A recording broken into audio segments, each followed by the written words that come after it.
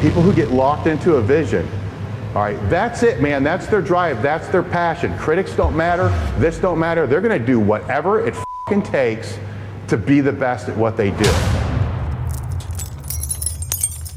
This is Dave Tate back again with another edition of Table Talk. Today my guest is Doug Heath, who I don't even know where to begin when it comes to his powerlifting accolades. I did look the other day, and I believe it was 8 WPC world titles, 30-year competitive span, and most of the meets, if you guys go and look him up on openpowerlifting.org, there was pretty much no breaks. There was no years off throughout the whole 30 years, and you're going to see a pretty consistent pattern of junior nationals, senior nationals, worlds, senior nationals, worlds, senior nationals, worlds, senior nationals, worlds. Then you're going to start to see where federations started to separate, federations started to break, and then you'll see some different federations that got popped in there, which I'll talk to him about as we continue to go on throughout this thing. So he's probably one of the few people that can tell you about what it was really like when there was only one federation or two federations, where, you know, a lot of newcomers in the sport today, you know, wish it was only one federation, you know, where I came in when there were a couple, you know, a USPF, it was the main dominant federation, and it wasn't the greatest thing in the world. You know, there were issues that were going on there, so there was a reason why federations formed, but I don't think anybody ever anywhere is going to disagree that it got way out of hand when it started to hit 300 federations or whatever it was from there. So one of the first questions that I had somebody send me a Instagram message saying, you got to ask these questions. So first two that I have is, how did you first meet Louie? Excuse me. Well, I had a friend in high school, Randy Snodgrass, and we had trained a little bit in high school, and we were out for a couple of years, and I hadn't heard from him, hadn't talked to him really for a couple of years, and just out of the blue, he called and wanted me to come over to his home gym, which happened to be in an apartment complex that my mother and I lived in some years back. So there was a nostalgia for me to go over there and see the complex and check Randy's stuff out. And then he ambushed me and drugged me down to Ohio State. He just wouldn't take no for an answer. And if you know Randy, that's unusual. He's not pushy. And he just wouldn't take no for, and I did not want to go. I didn't want to work out. I didn't want to go.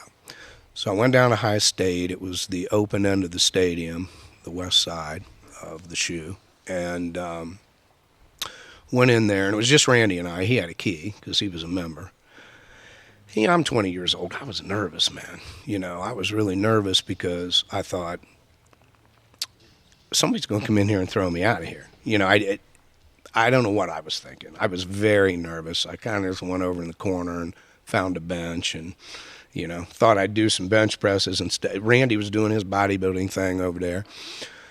And in walks three people. I had never seen anyone. I lived a sheltered life, but I had never seen anyone as big as Louie. Now, that sounds funny to say today, but this was 1976. And he walked in, his traps pretty much covered his ears, shaved head, bald head that no one had. Yul Brynner, that was it. And, you know, the big mustache and everything. He came in with Jim Seitzer, who was far and away the best body. I had never seen anybody built like Seitzer, never. He got all the way to, I mean, he was a great bodybuilder. He just missed winning Mr. America one year. He was great. Never seen anybody look like that. And then Seitzer's girlfriend at the time, Kathy, and she was gorgeous. You know, she was a beautiful girl. I'm trying not to stare at her because I'm going to get killed, you know. And they came in. Louis was helping Kathy, as I remember, deadlift, showing her how to deadlift. So I'm over on the bench and minding my own business, just looking at Randy like, when are we getting out of here before these people throw me out of here? And Louis came over, and the first time you hear his voice is, it's a Mike Tyson kind of thing, you know. So you're looking at Mike, and then Mike says something, and you go, well, that doesn't fit, you know. So Louis said something, and I don't impersonate him very well. I really don't, but something along the lines, hey, man, you know how much is on the bar? You know. He asked me how much was on the bar, which I didn't know because I had never seen a 7-foot Olympic bar. I didn't know how much it weighed. I'd never seen one. We had 5-foot exercise bars. So I was kind of guessing. So I said, well, no, I'm not really sure. I said, the plates add up to, you know, whatever, you know, 45, 25, 10.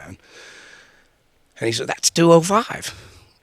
I said, okay, well, that's good, you know. And how much do you weigh, you know? And I said, well, I weigh 117. And then it was on. It was all over, you know. I'm now over on the deadlift platform deadlifting, which I've never done. And he's teaching me how to deadlift, and it's, you know, 135, 185, 2 1/4, 275, 315, and I don't think I made 365. I think somewhere between 315 and 365. I made it, and then he shut me down, and then he invited me to come train at his house, which I didn't know what that meant. At all, Dave. I didn't have any idea what that meant. This big jack dude comes into a stadium and asks you to come back to his house. Yeah, you got to go. Yeah, you got to come over to my house, and you know, and he's right, Silence of the Lambs type thing. Right? Yeah, I'm a dead man. Nobody's ever going to see me again. So so we got out to Randy's car, and I looked at Randy and I go, yeah, I'm not going over there. And he goes, oh, you're most definitely going over there. And I said, well, you're going with me. He said, Dougie, you didn't invite me. Well, I just invited you. I'm not going without you. You know, what, are you crazy? You know, I don't know these people. So Randy and I went over, did the first workout. It was a box squat workout. And what was that like walking into the what was gym? the basement? We were in Louis' basement, so it was 590 Larkham on the west side, so it was a kind of dark, dank, you know, an older house with the basement that, you know, was old and damp and blah, blah, blah. And there's, you know, Tom Palucci,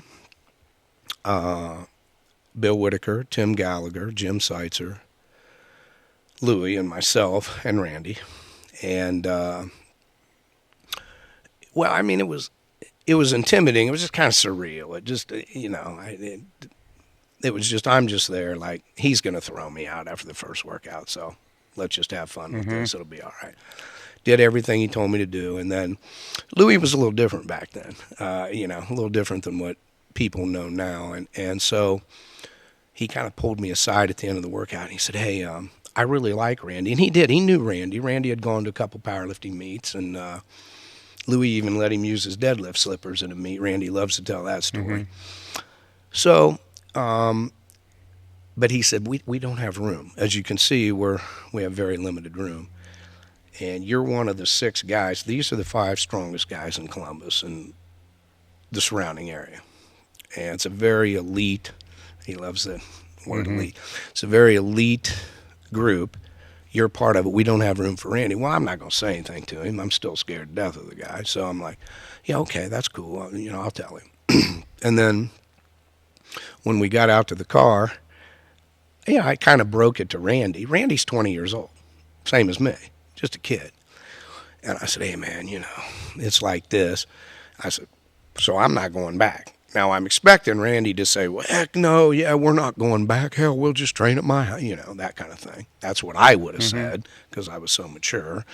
And Randy just looked at me and goes, oh, you're going back. He goes, I don't belong there. I don't. But you do. And this is going to be the best thing ever for you. And, you know, I really can't thank him enough for being, you know, that mature, I guess, you know. And so that's how I met Lou. That was day one. So that was kind of the start. That was the start. Before we venture down the path a little bit more, what were your best lifts, competition lifts. So I know you span several different weight classes, but okay. Just to give the listeners a reference of what your strength was Okay. when you were competing. So we'll go, what did you compete at? You did one in 114? Well, I actually started at 123 Yeah. because Louis didn't tell me there was a 114 class. Yeah. He didn't want me to lose weight, but he didn't tell me that. So I didn't learn that there was one until my second meet when I lifted against Ernesto Milian. Got beat by 210 pounds. And he's speaking, he's Cuban, so he speaks kind of broken English, but very intelligent dude. But he's like, why didn't you drop down to 114, And I'm like, what do you mean 114? I didn't know there was. So, but yes, if you want me to go through the classes, I then did drop down to 114, but that wasn't my first meet. At 114, I squatted 425. I benched 226, I think. That sounds awful in today's, but there was no bench shirt or anything. Pulled 457 and a quarter, which wasn't bad. I weighed 113 that day, so it was over 4 times body weight. I was pretty proud of that. And totaled just under 11, 1096 and 3/4 or something. And I was clean, didn't take anything. So, and the equipment was different then. At 123, and Louis told me this, but we found out later, 123 was too comfortable of a class. So I really wasn't very good at all. I may have squatted 446 or something, not a whole lot more. I might have benched 259. Honestly, I don't really know. I pulled 451, so I actually deadlifted less at 23 than 14.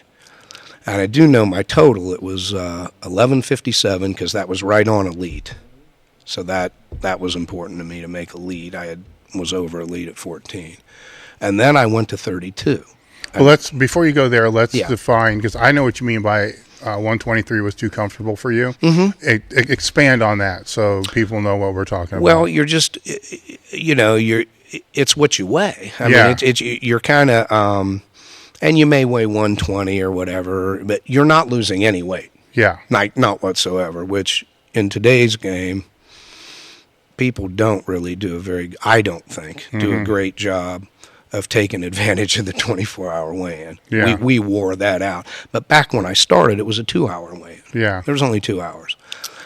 But I was just too comfortable in the sense that there was no pain at all. I didn't lose an ounce. So if I'm lifting 114, I've got to drop, 3 pounds, 4 pounds, which seems like a joke now, but to me back then it was, huge. Well, it's a lightweight too. Very lightweight, so the percentage is different. Yeah. And so that's what I meant. And there was no leverage changes. There really wasn't. So if I weighed 17, 18, 19, whatever I weighed, I go down to 14, I'm still the same guy, even 2 hours later. So, and those numbers look completely different, completely different than what they look like at 123. So, and again, I was clean, didn't take anything, and I wasn't a very good 23, to say the least, but I did make elite, so I'm glad I managed to hang in and do that, because back then, elite wasn't what it is now. I mean, it was pretty hard. It wasn't easy. It really wasn't. So, and then do you want me to go on to 32? Okay. Moved up to 132 and all kinds of leverage changes. And it was just a different world, for a lot of reasons. And the gear got better. I was taking a little bit of some. Never took very much because I couldn't, And I could only get so big, so I wasn't going to get huge. But at 132, finally I squatted 605. I benched 425.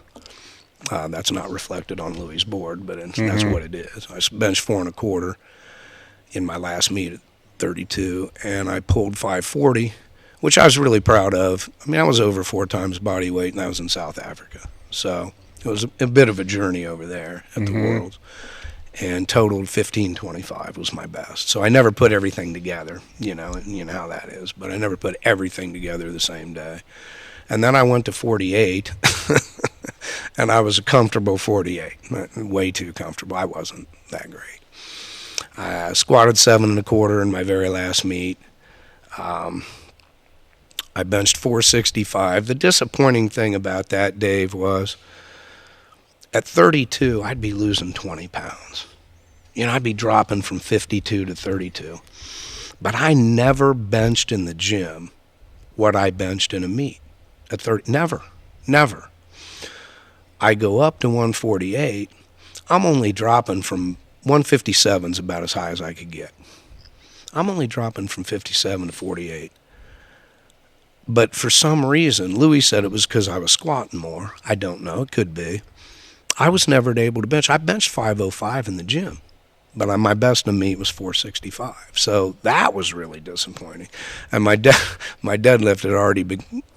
I pulled 545. I pulled 555 in the gym, but I never got a chance in a meet. I was either behind and had to take too much, or so I ended up pulling 545. So again, it was much like 114. I was way better at 32, and I just took up room at 48. Really, 1665 was my best total. Your deadlift story kind of resembles a lot, because I competed from 83 to 05, and most of that time, I never had a shot to really take a PR deadlift. Right. It was like, oh shit, I need this for third, I need this for second. I can't win, so and if I can't pull what would be required, right. To win. Right. And I've always said that's kind of the sport, but when you look back in hindsight, you're like, damn it, just maybe one time I should have just said fuck it, just to see. But then if you would have missed, you're fifth. Yeah, you're fifth. Because the depth was a little bit bigger than sure. than the meets coming up. But it's interesting to hear when I talk to lifters that came before me. It's the same story. It's like their best deadlift was always kind of still left in the gym, unless they were really known for their deadlift. Yes. And that's what they were using, right? To win. Yeah. But even in that case, they're still pulling what they need to win. It's just 200 pounds more than everybody else. Right, exactly. Yeah, exactly. No doubt. Yep. Which of the 3 lifts would you say that you like the best? Well, I trained with a guy named John McLeod that was going to Ohio State. I believe he was in exercise physiology. Anyway, I think he was. And he did a little paper on me one time, and he actually mentioned this to me. I never thought about it. Each of the lifts at one time or another were my best lift, which is very unusual, or so he said, very unusual. So when I was a 114, I was a deadlifter. When I was a 123, I wasn't anything. I was just there taking up space. At 132, I was a bencher, I guess. So they said. I guess that was my best lift. And at 148, it would have been the squat. So through the years, mine changed. My favorite lift is the squat. When I had my hips replaced, when I couldn't squat for a while, it didn't even feel like I was working out. It just didn't even feel like I was working out at all. Because if you're not squatting, no, I don't squat every workout, of course, but I didn't feel like benching. I didn't feel like doing back work, So the squat's my favorite, but as far as my best, they changed, literally changed through the years. And the deadlift did not move up with me. Yeah. I was pretty good deadlifter at 32, not compared to Lamar Gant, but who was, a J.D. Carr. I'm nothing like that. But I was pretty solid, pretty solid. But 23, I was terrible. And 48, I was even worse in the deadlift. Yeah. By then, the back's starting to wear out, and, Now, when we were talking the other night, you said that you came into the sport and it was pretty much just AAU. That was the only game in town, and I'm going to guess and say it probably wasn't more than a couple years after that where the USPF formed. Right. So through let's go through your federation progression. Okay. And why you decided to lift in the federations that you decided to, because some of them were because there was no other choice. Correct. Okay. When we started, there was just the AAU. My first meet was November 21st, 1976, Franklin, Ohio. It was called the Region 6 Championships, and Larry Pacifico put it on in Franklin, Ohio. And a guy well, it was his first meet too, Bobby Wall, that you used to train with. So it was his first meet, my first meet. We were just kids. So George Crawford and Jerry Bell brought him down, and Louis brought me over, and we got started. There was just the AAU, and that lasted, I'm going to say, like you said, maybe a year and a half, something like that. I think 77 was still AAU. And then, I don't know the story, to be honest with you, Dave. I don't know why. I don't know if the AAU asked us to leave, threw us out because they already had bodybuilding and Olympic lifting, or if we just decided we could do it better on our own. I don't know. And so there was still just one federation. It was the USPF. And if you got good enough, if you won the seniors at the USPF, in theory, you were supposed to go to the Worlds, which was the IPF Worlds. And so we went from AAU to USPF, and I lifted, let's say, from 78 to 84 in the USPF. And back then, this is going to sound odd, but Louis would back me up on this, I'm pretty sure.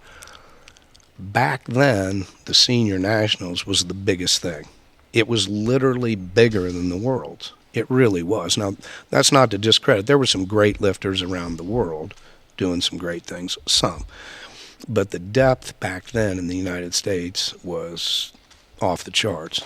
So I went to my first senior nationals, and I got second, but I wasn't that close.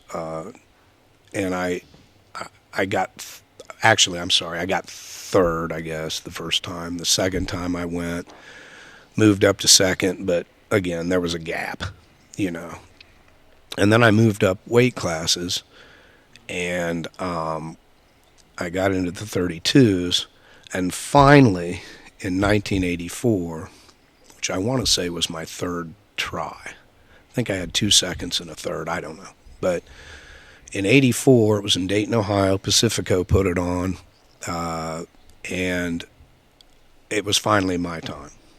You know, I managed to stay in the meet because they bombed out so many people. It was unbelievable in the squat. I got one squat in on a second. Took about a 50, 60-pound jump, you know, made it, but got it turned down. And then went to the bench. I made 3 benches, went to the deadlift, made my first one, and then I made my second one. And I took a little bit too much on a third. I don't know what I was thinking. By then, I was not really thinking. Yeah. So took a little bit too much. And J.D. Carr, who got second, he had pulled 620 at 132. So he was right behind Gann. I mean, Gann had done that 683 at one time, but J.D. was the next best deadlifter. So I had to sit back and watch. And back then, there was no round system. You followed yourself. You know. So, yeah, let's explain that a little bit more, because I don't think the lifters today get that either. The round system is nice because it was more of a Red Robin type of thing. Yeah, I mean, you get, with the round system as it is today, obviously you get a break. You take your squat and you go sit down. Back then, it was all predicated on what the weight on the bar. Oh, you were a lighter dude, too. Yeah. So you were falling at the start of the meet. I'm at the start of the meet. There's nobody, you know, there's nobody in half the time in my weight class, you know, that kind of thing. So you had 1 minute if you were following somebody, and you had 3 minutes if you were following yourself. And they were strict on the time. They really were. Yep. So I did my deadlifts, came out. Now, JD was such a great deadlifter. He's deadlifting with the 48s. He's got company. You know, he's got people.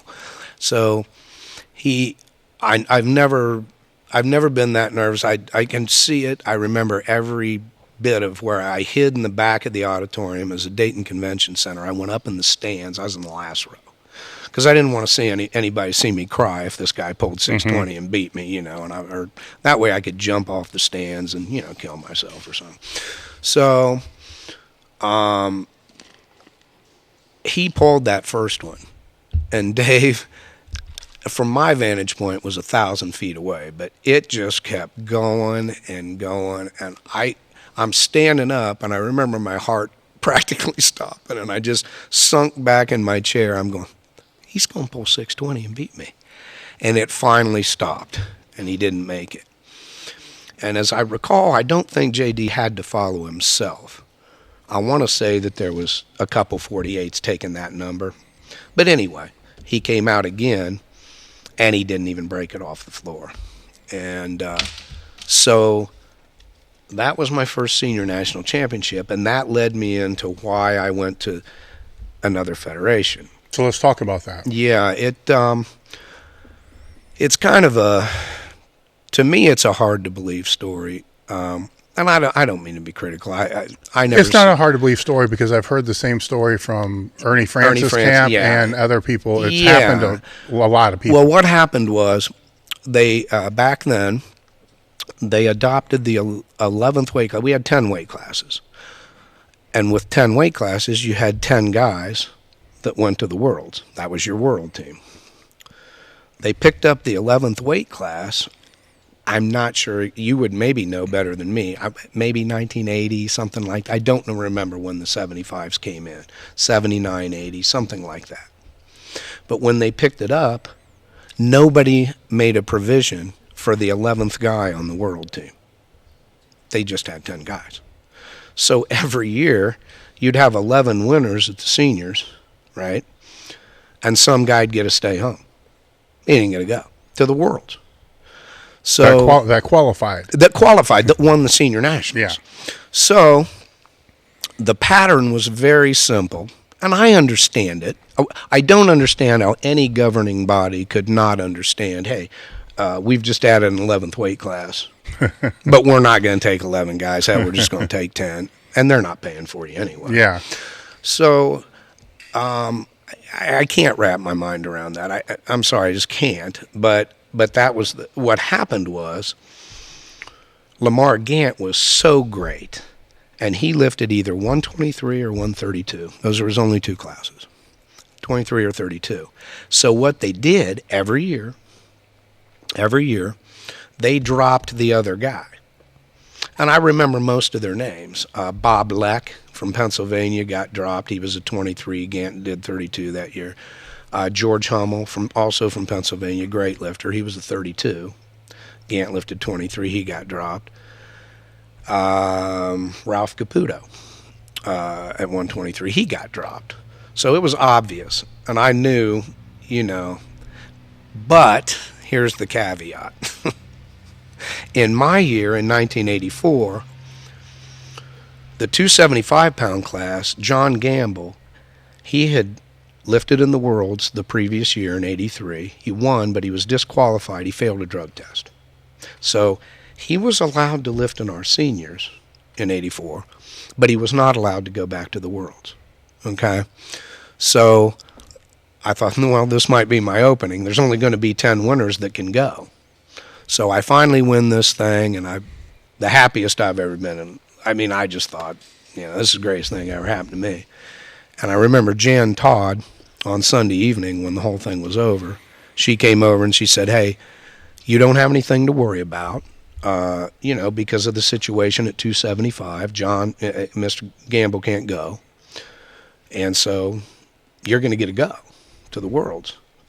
And I was pretty happy, man. Mm-hmm. The IPF Worlds, this is great. That's the only one there was then. And I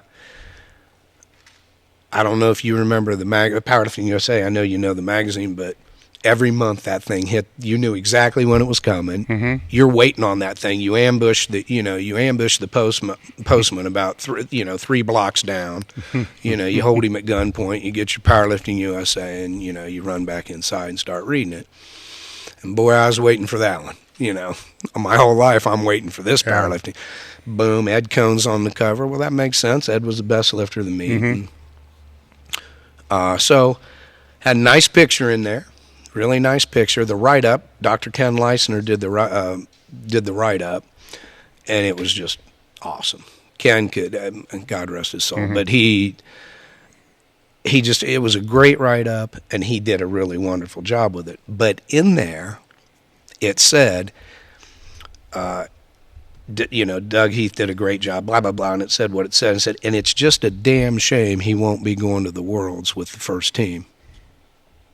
That's where I learned of it. They didn't even call me. So I was the first alternate. They picked Chalet. They took Mark Chalet, who had been second. And in the 75s. In the 75s. Yeah, and so he got to go ahead of me, and nobody told me. And that year, and I'm not trying to heap anything on Chalet. I'm not. I'm just telling you the truth. You can look it up. That year was the most successful world team the United States ever had. They sent 10 guys, 9 guys won. Chalet's the only one that didn't win, and he failed the drug test. Well, hell, I could have done that day. I could have failed the drug test and got my ass beat. That was... and I had the number 1 total in the world at 132 that year, along with winning the seniors. So that pushed me right to tennis. I started hitting the tennis ball. I thought I was going to be Jimmy Connors, and I wasn't. But... I started playing tennis, and lo and behold, Ernie France came up to me at a meet that I was helping. I wasn't lifting. And Ernie said, I'm starting a federation, blah, blah, blah. You win my seniors, you'll go to my world. Where do I sign? And so that was the APF.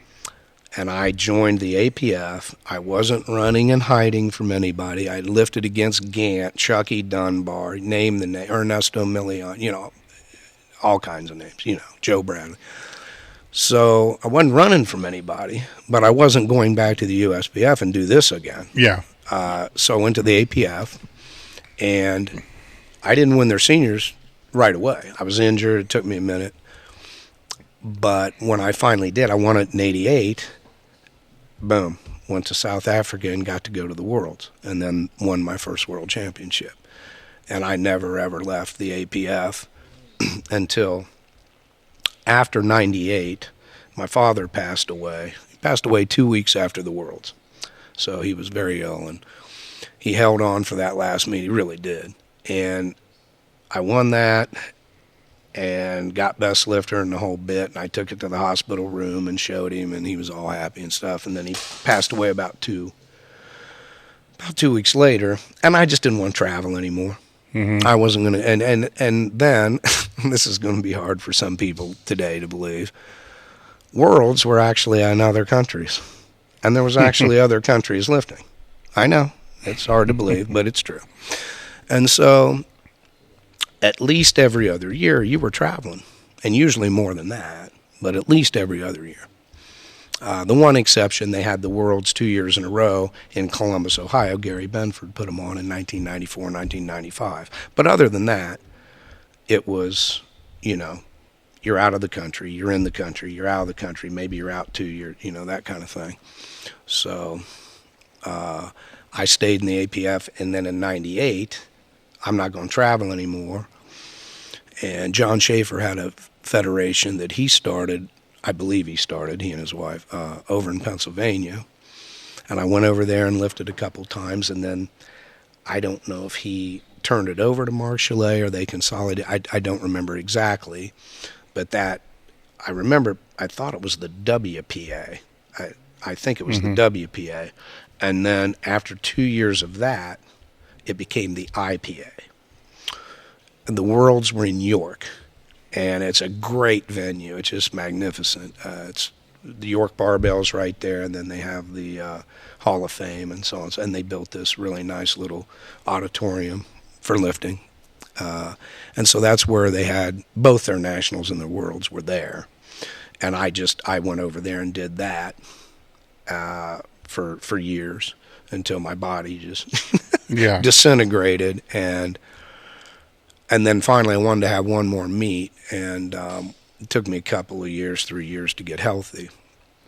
But before my last meet, I was having so much trouble that I was having trouble. The bars got bigger and thicker, the guys got bigger and stronger, and they were, when I started, we used the same bar for all 3 lifts. You squatted with it, you benched with it, you deadlifted with it. It was very stiff. There was no springy deadlift bar when I started. Well, towards the end, you had this big, stiff bar. I couldn't hardly squat on it. I couldn't squat on it. I couldn't keep it on my back because I carried it real low, and I just wasn't big enough to make the change. I couldn't get it up on my neck and not fall over. So I decided I was going to have my last meet was going to be in my gym. And I talked to a friend of mine, and he has his own federation now. Danny Digg has his own federation now. But then he was working with Chalet, as I recall, in the IPA. And I said, hey, man, could you talk to Mark and ask him if he would sanction my meet? I want to have a meet. And Danny said, why don't you come here and do it? And I said, Danny, I can't keep the bar on my back. I can't. And I said, just want to do this one more time, and I'm out. And he says, yeah, I'll talk to Mark. And Danny called me. I'll never forget. He says, man, I'm so sorry, Dougie. He says, Mark he just doesn't want to sanction any meets that are like a gym meet or something, whatever. And, people were having them then. Big Iron was having them. West Side had some, to get their guys qualified for nationals or whatever. And I just thought, wow, man, So Danny suggested. Danny said, Doug, call Amy at the APF. Hell, I thought he meant Amy Weisberg. I didn't know who he meant. I had been gone for that long. So called Amy Jackson. Told her exactly what was going on. I said, I'll do anything. What do you need? I'll get my judges. I'm going to have them sanctioned. They'll take your test, blah, blah, blah. The scale will be certified, the weights, everything. And she was phenomenal. And so we had a meet October 31st, 2009. And so it's coming up on 10 years. That was my last meet. I had it in my gym, and my judges, I had 3 judges, Arnold Coleman, Amy Weisberger, and Tony Command. They all were world champions with all-time world record lifts, to their credit. All 3. Those were my judges. So I said, okay, nobody's going to poo-poo that. If they try to, I don't care. And so we had the meet. A lot of my family, well, my mom's side of the family is all from London. Half of London came over. Half of the fire department was there. The energy was unbelievable. And so that was my last meet. Did what I wanted to do. But it was kind of interesting because, Chalet, Danny had a meet 1 week before mine.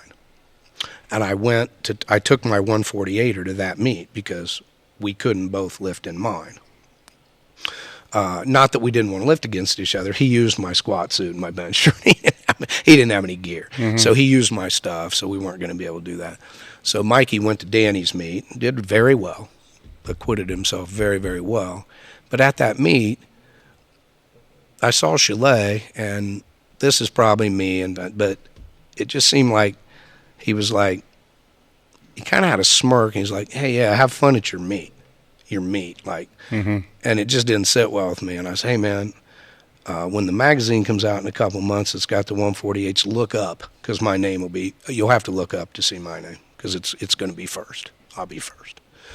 And that was that.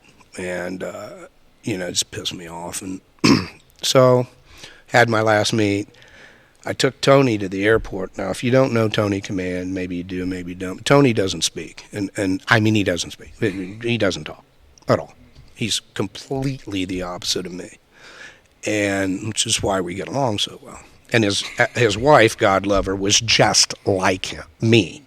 So I wasn't the first maniac that he had in his life. And so Tony, I take him to the airport, and he just turned around, he looked at me and goes, you should be really proud of yourself. Well, I thought he meant because the meet went well. I had the number 1 total at 148 that year. Brian Schwab bombed out of the only meet he was in that year at 148, so he opened the door for me, and I stepped through it. And I knew that was the place to leave. It wasn't going to get better. It was going to get worse. But Tony looked at me, and I thought he meant because I lifted pretty well, you know. And that wasn't it. He said, if powerlifting meets were like that, with that kind of energy and that kind of camaraderie and blah, blah, blah, and, you know, he said, I'd still be in the sport. He had already stopped.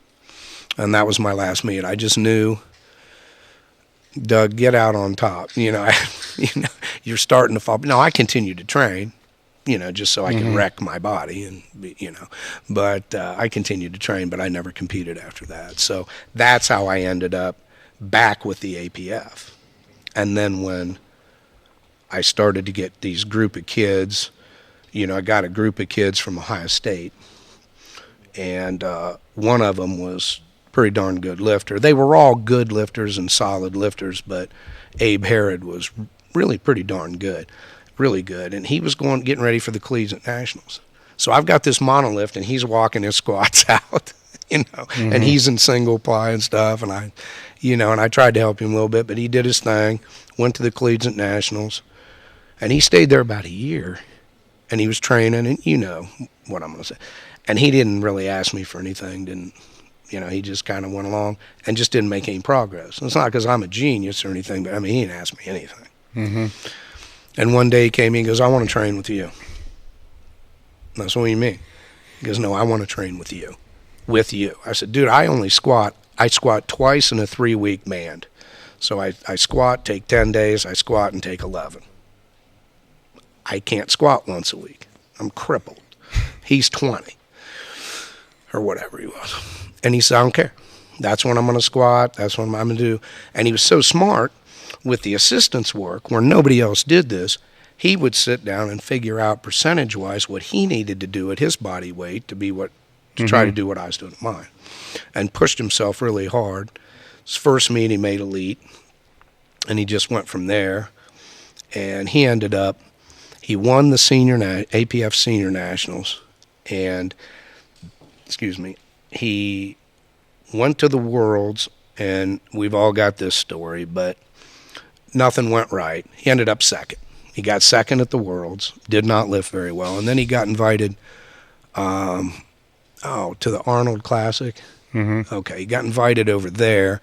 Danny let him in. It was a different federation than what Abe did, and he went and won the Arnold, and totaled really big, won the Arnold, and lifted in a couple more meets after that, but he went APF, and then pretty much after that, all of my guys pretty much took that same path. I didn't make them. I told them my story, but the APF had multiply, and so it was a natural progression. Go get your card, find an APF meet, make a total. Maybe that total will get you invited to the Nationals, you know, qualify you. Qualify. Okay, go to the Nationals. If you place first or second, maybe even in some cases third, different years were different things, you can go to the Worlds. And that's just the progression of what you did. The money meets had already come and gone pretty much then. And they're coming back a little bit now. We talked about that, but you know, it just depends on what you value, what you need. So my guys all went through the APF, and that's how that went. You know, so, and they still are. Yeah. So. Now, stepping back into the round robin system, because it's when I came into the sport, I didn't know any better. That's all there was. And my first meet was the Canton Open. Oh, okay. I can't remember the year, but it was, I think, 82, 83. And I remember, you know, because there's just one flight, you know, so I'm looking at my name, and it's the first name, because I'm a teenager at the time and weak, you know, and I think my best squat, my squat that day was like 420. So it was maybe 450. I think I opened at like 350, had 3 minutes, had to follow myself. Then had 3 minutes, had to follow myself. Then after I took 440 or 450, whatever it was, I think they took the bar up 100 pounds and lower dot opened. I swear to God. And I'm that day, you know, I'm looking at the guy that's handling me, and I look at him, and I'm like, this isn't like wrestling and all the other stuff that I've been doing. I'm like, I fucking suck at this. he said, no, you're in an open class. Yeah. He says, from this point on, you're never going to lift in any teenage meets again. You know, this is your reality check. Yeah. You need to move your way up the order.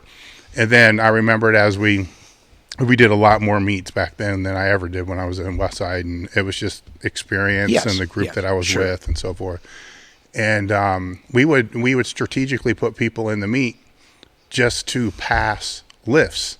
Like they would take an opener at 135, right. Then their second might be 725. Yes. Because they would look at the chart and see, oh shit, this guy is going to follow himself. Yep. So I would say I'm in the meet. I open at 135, then my second is 745. Yeah, right. My best squat's 500. Right. You know, and then the 7, I just pass. Yeah. Which gives that guy now 6 minutes. So you learn how to play the system. Sure.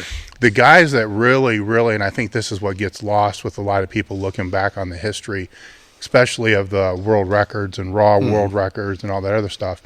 The guys that really got pummeled were the ones like Dimmel and Waddington and the guys that had to lift the squat at the end of the flight and follow themselves. Yes. And they didn't get any fucking breaks. They got 3 minutes. So this, you know, big heavy son of a bitch is still trying to get his wraps off, and he's already a minute.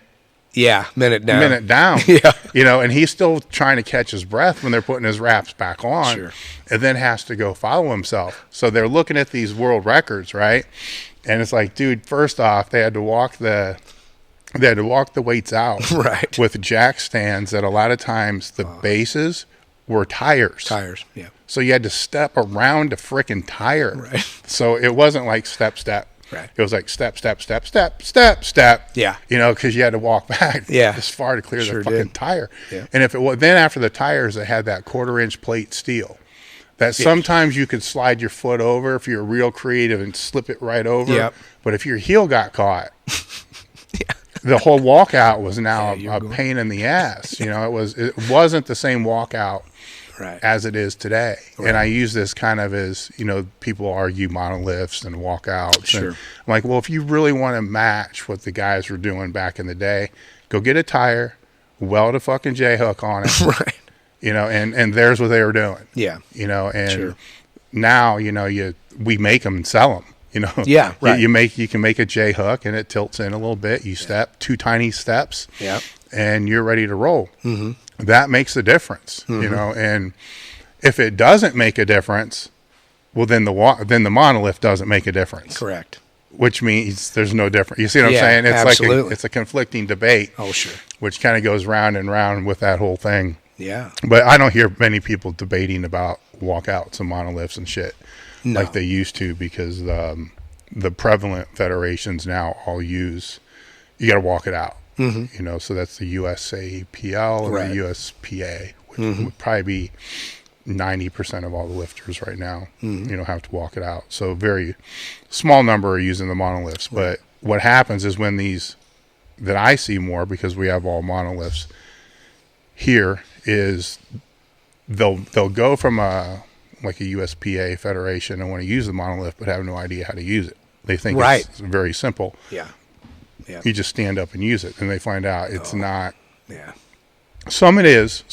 You know, I'm not going to disagree with that. Some people have no problem just take right to it. Same way some people just take right to walking it out. No big deal. Right. For most people, it's a pain in the ass. But the reason why I use them here exclusively is when we do seminars and stuff like that. It's kind of like if I had to train 60 people, a football team, I can't have short guys. You got to divide everybody up based upon height. Right. Now, their strength difference could be 400 pounds. All right. Well, with a monolith, it doesn't matter how strong they are, how tall they are, up, down, in, out. Yep.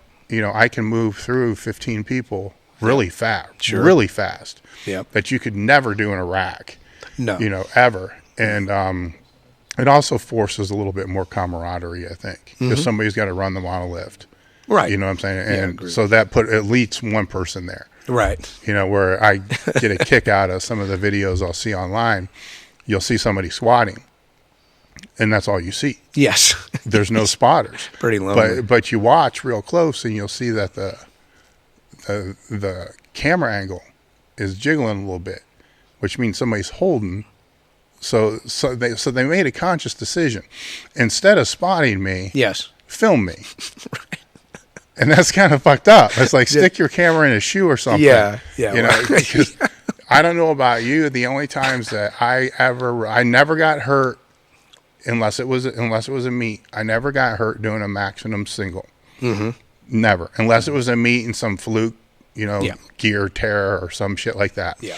Never got hurt. Only time I ever got hurt were like on threes, not even threes, were like fives, eights, or the stupid, how many can I do? Right. That's where the majority of my injuries came, because you're like just cooking away 5, 6, 7. Yeah. Fuck yeah, I got 8 more pop. Yeah, Like, exactly. and you're like, what the fuck? Yeah, this what was was that? stupid as hell. It's not even in my program. Right. And now I got a torn hamstring, Right. Sure. So Absolutely. that's why I've always said the max effort work is really relatively safe, because your mental focus is on point. Mm-hmm. You're tight. Yep. You're super tight. Even if you got a little ding, some nicks and bruises, it's just, I call them like slight muscle tear, strains and stuff like that. Even if you have several of those and you go to do a max attempt, you get under the bar, everything's tight. It's so tight, somebody could take a bat to you and you're not going to move. Right. Well, that tight nick and ding is going to not blow compared to if it was a little looser. A little loose. Yeah. On a submaximal weight, and then all of a sudden it gets hit. Yeah. Yeah, you're right. And goes. But what I wanted to get into was, real quick, it's funny because as I was walking through the bathroom and I got all the Powerlifting USAs out there. This Powerlifting USA was sitting on the top of the stack. Oh. Look at page 6. Damn it, Dave. Yes. And that's old. I mean, that's what, 81? Yeah, that's pretty old. Yeah. And Look, it just happened to be sitting on top. Now, is this me here? Oh no, I'm sorry. No. That's Jim Cash. Yeah, I'm built almost exactly like him. Let's see, page 6. Is it the seniors? It is. Yes, that's the senior nationals. And your name is? I think you were second. I was second to Chuck Dunbar. Yes. Yeah, I was second. Yeah, Bobby Sanders was third. You remember that meet? Oh yeah, yeah, I sure do.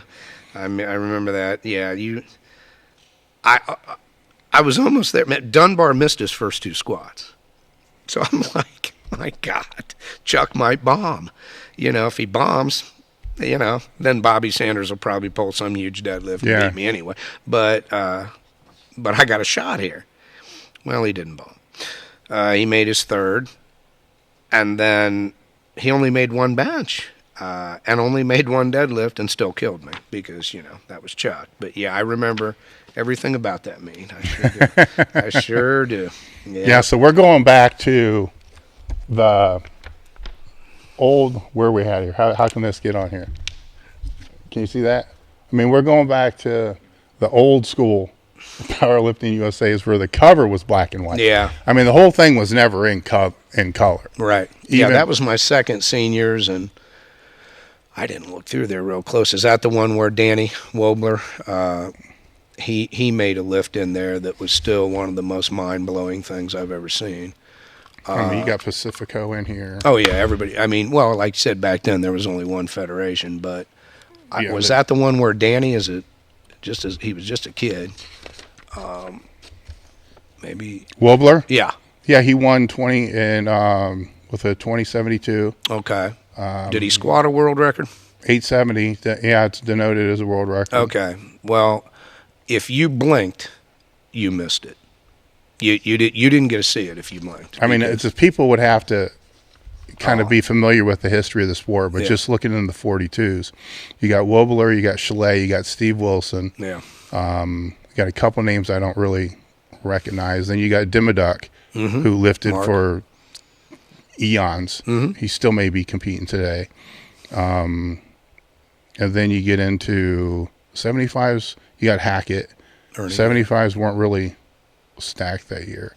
That I don't know. That would have been one of the first years for 75. I don't think it was the first year, maybe, but it was going to be right near the very beginning. That could explain that. You got Waddington Yeah. getting a 936. Yeah. Which is kind of fucked up. Oh, I bet they misprinted it. I bet the typewriter didn't have 4 digits because he opened with a 936, then he went to 901, which that ain't right. Yeah, no, that wasn't right. So it's probably 1001. 1003, I think. Yeah. But the typewriter wasn't set for 4 digits. Correct. Yeah. You know, so that's how far this is going back. Paul Wren won it with a 975 world record. Yes, he did. God, you got Cash, Hatfield, Duke, Pacifico. Yeah. I mean, this is all just in the 220s. Right. Sedaris, Florio, Buddy Duke. Yeah. You know, this is it's ridiculous. You know, it's crazy what the depth was, and then the 48. Oh my God. Yeah. Yeah. Now, half the guys bombed out in the 48s. Yeah. Well, they weren't afraid to turn down the little guys. Yeah, there's the no judges, shit. Yeah, they weren't afraid to turn them down. Yeah, you're kind of seeing that. You know, you start getting into the bigger guys. Am I going to turn Sedaris down? No, I'm not going to turn Jack down. Yeah. It's human nature. But Ernie and Anello. I mean, you got legends all in the same meet.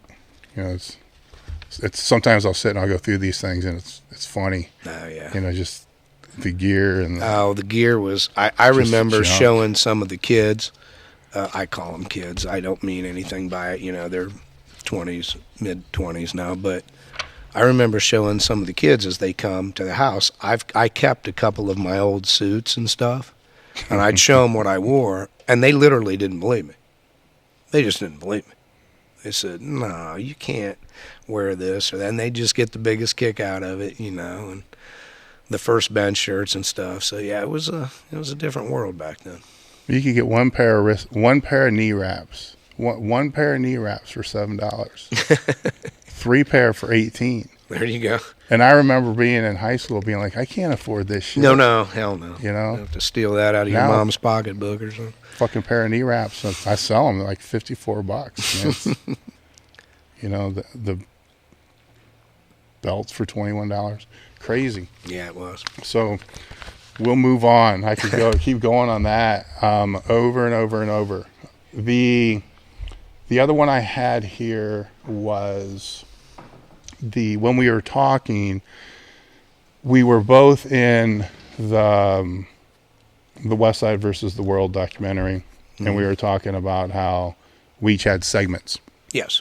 You know, that were filmed for the documentary, and they're chopped into the movie, and I get that. Everybody understands that. If there's anybody that doesn't understand that, sorry, but you're stupid. You know, they can't put 80 hours of footage. Right. And they didn't cherry pick their our quotes, you know, really for any reason. Right. But you had a rather long interview. I believe you said it was a couple of hours. Mine was 4 hours. Of course, I can talk, as you probably already figured out. So yeah, he ran out of film. Yeah, mine was. I had 2, and I believe one was 4 hours, and the other was like 3 hours. So it's kind of the same type of thing. Yeah. A lot of people will be interested in knowing like what were on the other hours that they didn't see. You know, and for instance, one of the things that, you know, kind of knowing you off and on, since being in Columbus, and very off and on, you know, more off than on. You know, you'd stop in the West Side here for a workout and take 18 benches with singles with the shirt. Sure. Didn't know what the fuck you were doing. No, still don't. You know, stop in to say hi here and there. And that's really about it. But I knew what you were doing with some of your guys, because I would see some of your guys, you know, out and about as far as training and so forth. But the one thing that you said to me out here was that you never trained at West Side, you know. Let's talk about that a little bit. So you come into Louie's garage, right? Or not garage, it's the basement at the time. Yeah, the basement. So the basement, and then he moves out of the basement, I assume, to the garage. Well, I wrote that down anticipating. Yes, my first workout there was September 6th, 1976. How the fuck do you know Well, that? I wrote it in, I have training logs. I have every workout I've ever had in my life is in a book. Of course, it's not on a computer because I don't have one, but it's in a book. So I just looked up the book just in case you ask. Well, on the 26th of that month, so 20 days later, on a Sunday, we moved the weights to the garage. Okay. So they were out there in 76. My first meet was November 21st and blah, blah, blah. I already talked about that. But, yeah, we weren't called, Louis didn't call it Westside Barbell. In fact, we really didn't have a name. There was us 6 guys, and we were going to go to a meet. This is my recollection. Louis may remember better or different, but we were going to go to a meet, and he came up with the name Columbus Dynamos. And as hard as this is for you to believe, I didn't have a letter jacket in high school. I also didn't weigh 100 pounds until after I graduated high school, but I'm not making excuses, Dave. Yeah. I mean, come on. But, yeah. So this was my letter jacket, man. So he named it the Columbus Dynamo. I went right to Agler-Davidson on 161, bang, got the jacket, put the lettering on it, my name's on it. I'm so proud of that thing. And before we ever really lifted as the Columbus Dynamos, as I recall, John Black called down. John made a call. And Louis and I were the first 2. We lifted for Black's Health World. And I don't mean, Tommy may have, Palucci, and maybe everybody did when they went to meets. But Louis and I, we went to quite a few meets. So we were the Columbus Dynamos didn't really. But I kept the jacket. Yeah. And so I never lifted at Westside. I went out to the garage and lifted there. I couldn't find when I left. Like, I don't, there was no animosity. I didn't get thrown out. No. Nothing bad happened. Yeah. I had a Corvette, a 1976 Corvette, and I was living in Westerville. And winters, I sound like the old guy, get off my lawn, but winters were a little different back in the day than they are now. They were a lot different. And I just couldn't face another winter driving that Vet down the west side, and everything. So I talked to Lou. Now, he didn't agree. He didn't want me to leave. He said, you're going to miss. And I was too young and dumb to understand the group and, I can recreate that. Hell, I make my own energy. And so I got a couple guys, couple friends, and just trained in my house, and that was forevermore. So I don't know the progression of Westside. The first place he purchased, I think, was a commercial gym with a back room for the powerlifters. And I did go there once or twice, maybe. So, but I couldn't find it. It may have been in a shopping center, if I remember on the west side. I don't know. I did go, I believe it was on Demarest. The windows were blacked out. So I made it to that one. Well, I was benching there, almost didn't make it out. That's not my fault. I blame you guys. But, and then I don't know. Well, I've never been to, if whatever came after that, I didn't see it. I don't know where it is now. I'm not sure exactly where Westside is, but now everybody's turned off the podcast because I didn't lift at Westside. So this thing's over. But it's but you talked to Louis off and on about training. I wore Louis out. See, we didn't have cell phones then or FaceTime. If we'd had FaceTime back then, he'd have never got to work out. I called him every day. And so, I was doing his stuff. My stepdad made a power rack that was identical to his. He made a bench, a cambered bar. He made, we didn't have very much stuff back then, Dave. So there wasn't a whole lot. The boxes were all the same, same heights.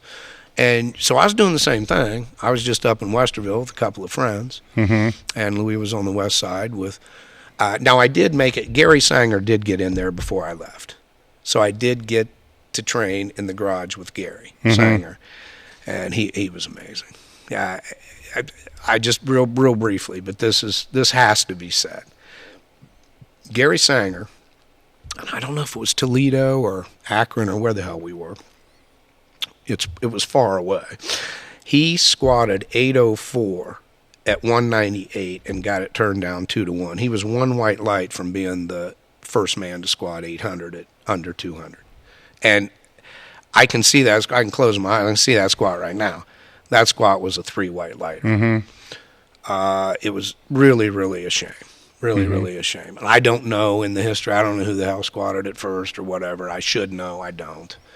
But Gary, yeah, 804, and he was a great lifter. And Gary and I went to, I think, 2 senior nationals together. You know, because by then Louis wasn't competing as much, and he was injured and on and off and stuff. So, and then later on, I was just training with the girl, not training with the girls, but I was traveling with the girls that trained there. Yeah, and I wanted to talk a little bit about that because you were closer to talking to, training with, and traveling with Mariah, Liggett, Laura, yeah, Kathy, and Doris as well, I believe. Oh, Doris, absolutely. Yeah, she never gets the I don't think she gets credit. Yeah. Doris was great. Yeah. Doris was great. Great lifter.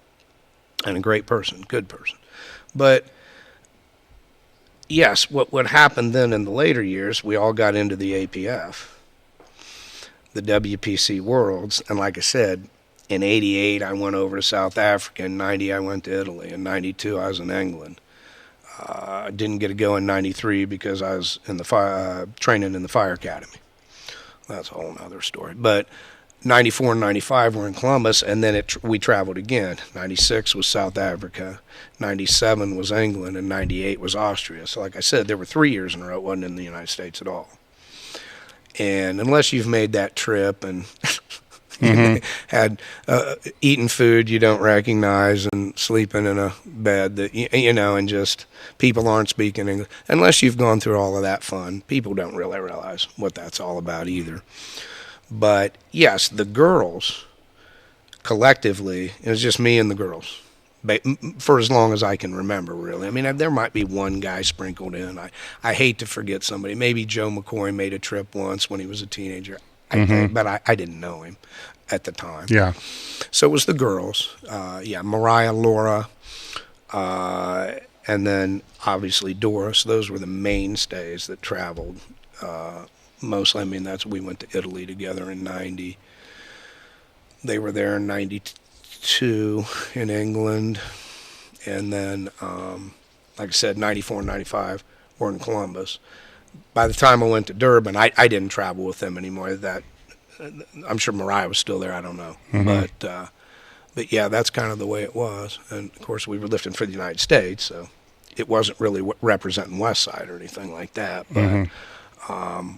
But yeah, that was I was lonely, man.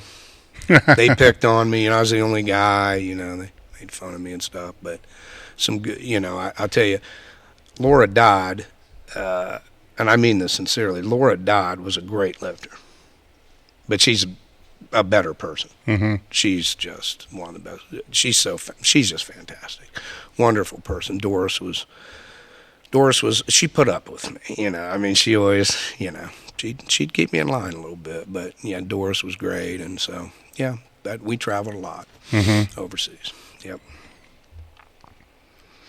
With the, I don't know which direction I want to go with this at this point. Well, you spoke about the Fire Academy, so let's talk about that. What prompted you to want to make that decision, and then how was the transition? Obviously, when you're in the academy, you're probably not able to train at all. When you get out, how were you able to manage your training with the shifts? Yeah. Well, the fire department came about. I was working at a gym in Columbus called Fitness Trend, and a guy, J.P. Slepsky, he came in, and he was there a lot. And finally one day, I said to him, I was teasing him. Somehow I knew he went to DeSales High School. Okay. So that was really the lead in to it was, are you like everybody else from DeSales, man? You just don't have a job? I'm kidding, you know, just teasing him. And he's laughing and stuff, and he's like, no, man, I got a job. I'm a fireman. Okay. When are you going to work, man? Because you were in here yesterday, and, you know. He says, we work 24 on, 48 off, and every 3 weeks we get a Kelly day, so that's 5 days in a row off. I said, wow. I didn't say anything else. I didn't see where do I sign up or anything. I didn't say another word. And he came in on a Friday and he says, hey, this is the last day to sign up. Bang. Here's the information. You got to be here before this time. Here's what you need. Go sign up.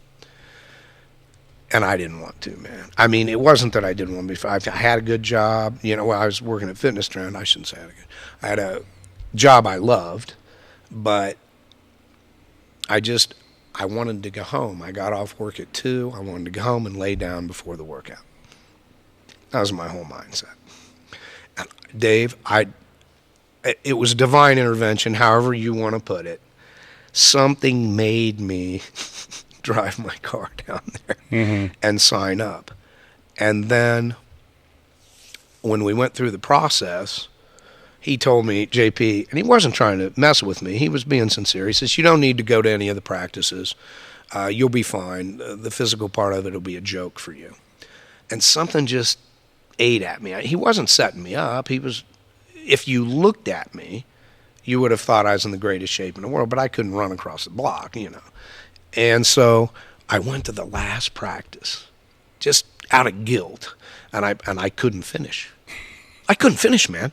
I was sprinting up the stairs, carrying this down and sprinting down. I just thought we'd have a break between each thing. That's what I thought. So by the third or fourth thing, I'm dead in the corner, and, you know, I'm begging some poor little girl that she's there with her mother. Her mother was trying out, and it's 150 degrees. I got hair down to my ass, and I'm dying. And I'm asking this little girl for a drink of water in between gasps of air. And the little girl's really been taught well, Dave. She was brought up well. She's not talking to a stranger. And her mom comes over and realizes, well, he's dying. He's going to die, so we have to get him some. So I had some water and stuff. I couldn't finish. And the firefighter that was conducting it said, hey, man, when do you test? And I said, Monday. He says, well, this is Friday. Go home and rest up. He goes, you got to pace yourself. You can't go balls to the wall. You got to pace yourself. Pace yourself on this and that. And you got to get through everything or you can't get a score. So I went in Monday and I paced myself and got through. And, I took the written test first. And I was lifting in a meet the next day. I was lifting in the Columbus Open. And so we had 24-hour weigh-in. And I had gone and weighed in, then I would lift the next day. I'd gone and weighed in, and then I had to go take the test. And it was at the fairgrounds in Columbus, and I pull in, and the parking lot's full. Like, it's full. There's, like, hardly any place to park. I've just come from the weigh-in. I got 6 big things of water, you know, and I'm trying to drink water. I'm completely dehydrated. And the line is clear out the door. And I'm like thinking to myself, well, I'm the dumbest guy in Columbus. I'm not getting on. There's no way I'm getting through this. Again, I just didn't leave. Oh, I wanted to leave. I wanted to go home, lay down, drink, get ready for the next day. But I didn't. And I went in and I took the test. Boom, you start. And I hear this bell. Ding. And there's this proctor standing over me. And he goes, okay, you're done. I looked up and there was nobody in there. There was nobody in there. They had already finished their test. And I looked at him and I said, well, it's official. I'm the dumbest person in Columbus. And he started laughing. He goes, you're either the dumbest or the smartest. At least you took your time. I said, and I'm going to be able to find my car too. I'll be right out there. So I leave and whatever. There was 3,000 people, 5,000. I don't know what the hell there was. It's stupid. I get my number. I go back to take the physical test, and I moved up about 150 spots because I did well, pacing myself, and I got on. Now I'm on.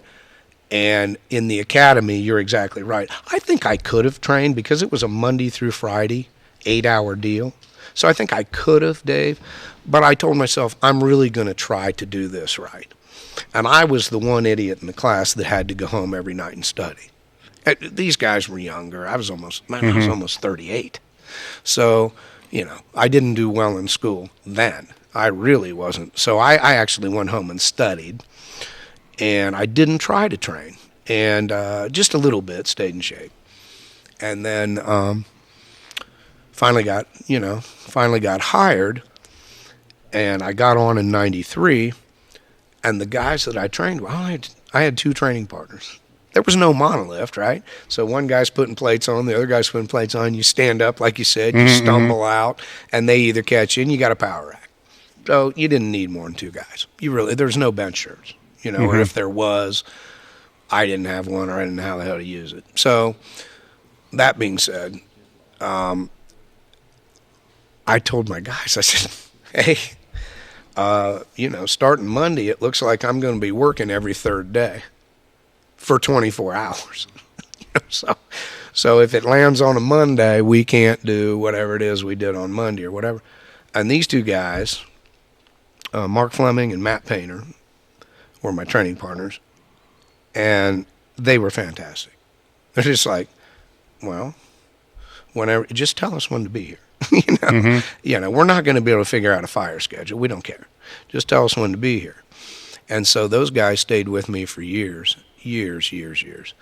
And we just trained around the fire schedule. And when I started to disintegrate and could only squat, once every 10 to 11 days, that fell right in line with the fire schedule too. So it worked out. It worked out very well. But I was just the lucky one.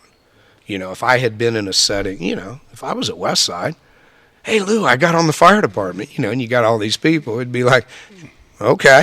So you had to have a flexible schedule. Had to have a flexible schedule. I mean, we were training Monday, Wednesdays, Friday, Sunday. That Absolutely. Wasn't going to work. It wasn't going to work because there was going to be, if I trained on Monday, if I worked on Monday, I couldn't be there. Mm-hmm. I'm at the firehouse for 24 hours. Yeah. Yeah. So did you work the day after that, after the 24-hour shift, or could you train the day after that? No, I trained the day after. So, we'd work one 24-hour shift and then be off 2 days, 2 full days. And then, so if you worked Monday, you'd work Thursday. Okay. So now, did you train those 2 days or just one of those 2 days? It depends. I set it up in a grid, a 3-week grid, and I wish I would have brought it. I didn't know we were going to get into this, but I believe I think I did. So that week, those 2 would be the first 2 days. I'd go back to work, and then those would be the next 2 days. And my Kelly day, which is always the same. Mm-hmm. When you start out, you get a Tuesday, a crappy day. And then when you've stayed too long, you're getting a Saturday, so it's time to retire. But the Kelly day, then I could plug in because I was going to be off that day every time. So I would then plug in the squat workout, for instance, and then build everything off of that. Okay. And these guys, like I said, Matt and Mark were just great. Great training partners.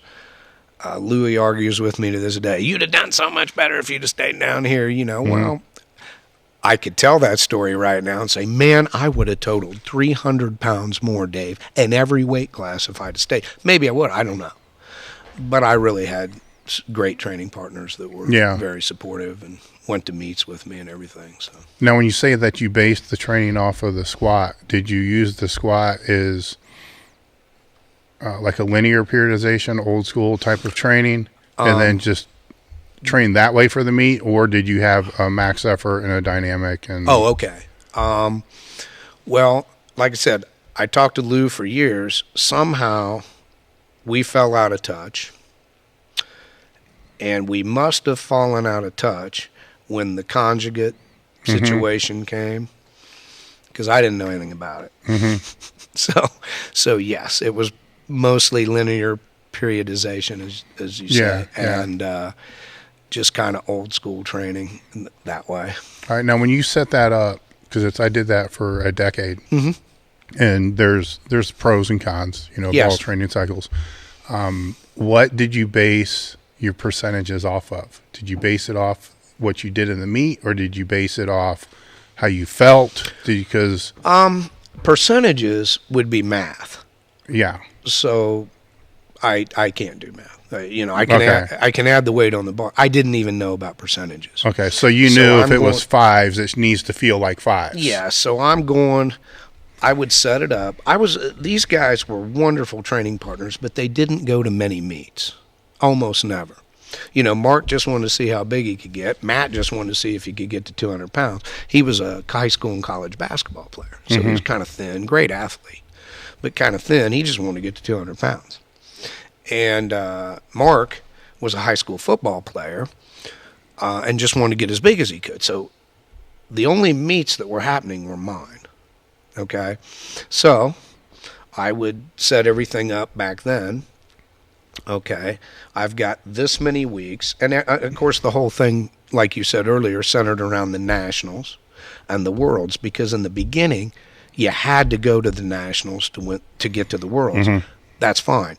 But there came a time, I don't remember exactly what year. For me, I believe it was 94. They stuck in a new thing, and they said, if you win the Worlds, you don't have to go to the Nationals. That's your invite into the next year. So I never went to another Nationals. I just saved the money and everything else. So depending on how much time I had, I would do a conditioning cycle, and then it would go into a power cycle. And so it would be, you'd start the conditioning cycle, the reps were higher, and they were different exercises. And then when it was time to do the power cycle, an example might be 3 weeks where your tops is a top set of 5. 3 weeks, it's a top set of 3. 2 weeks, it's a double, and then a single. So how did you determine what that first week of 5s was going to be? I tried to do 5 pounds more or just a little bit better than the meet before. Okay, so you were going off of what I had already done. What if when you're working up, you knew that was not going to... Because you can get yourself... This is what happened to me a few times. You can get yourself stuck. That third week of 5s, you end up with 3. Yeah. And you're like, oh, shit. I was probably sandbagging enough, if you think back. Like, if I brought my books in here, I was probably sandbagging enough. But Louis used to preach, or I think he did. God, I'm going to say something and get killed. Yeah. But he didn't like missing reps in the gym. Yeah. Don't miss reps in the gym. Well, I didn't either. So, to be honest with you, Dave, if I had 3 weeks of 5s, that third week was only going to be 5 more pounds than the third week was of the cycle before. And I didn't miss. Those days didn't happen to me very much. I'm not... Yeah, so it was very conservative, the way that you were doing it. It was pretty conservative, and I'd get through, and then... now, I do remember later on, towards the end, I remember getting in my head. I remember talking to Chalet about that, and he just laughed. I talked to Mark. The day I hit 605 at 132 is my best day I ever had. Ellen, his wife, beautiful, beautiful lady, his ex-wife was lifting in my weight class. Ellen was there, so we were in Cleveland, and I was just having a great day. Couldn't miss anything. And we talked later on. Mark said, well, what were you training? Well, and I made 535 for a triple. And in my mind, I could do 70 more than what I tripled. That was in my mind. Other times I'd get to a double, and that was 40 more. I remember that. I don't know if it made any sense, but that's what I told myself, and that's what I believed. You didn't always make it in the meet, but that's what you tried. Well, if you did 20 meets, and that situation or scenario played itself out, yes, in 80% of the cases, well, then it's true. Then that's what it was. Then something went astray at the meet, right? That's beyond your control, or something like that.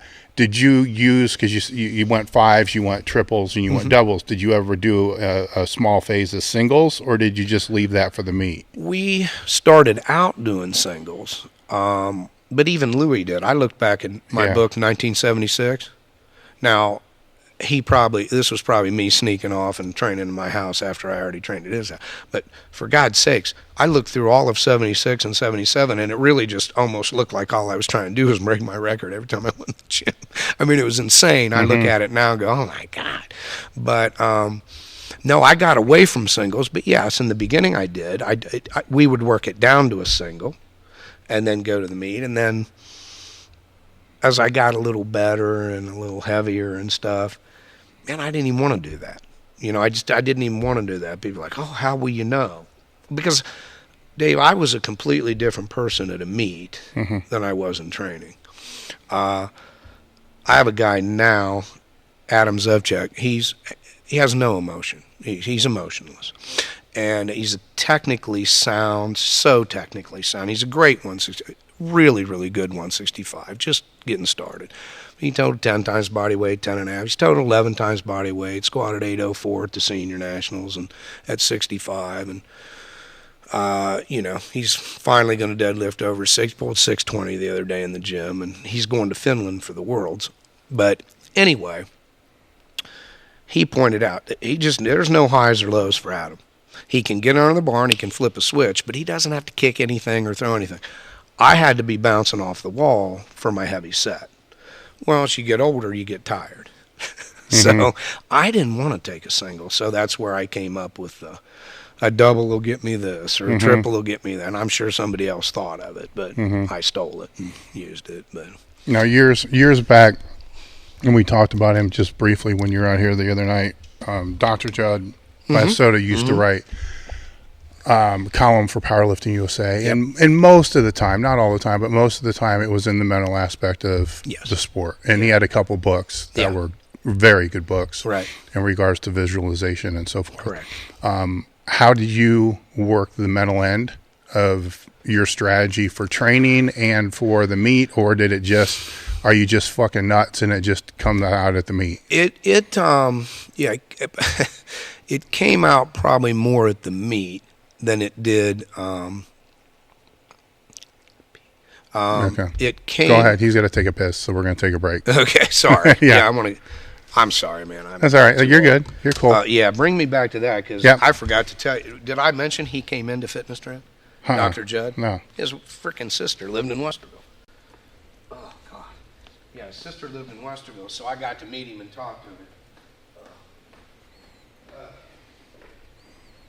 Guys, it's an underestimate to say that he was fucking insane when he went to a meet.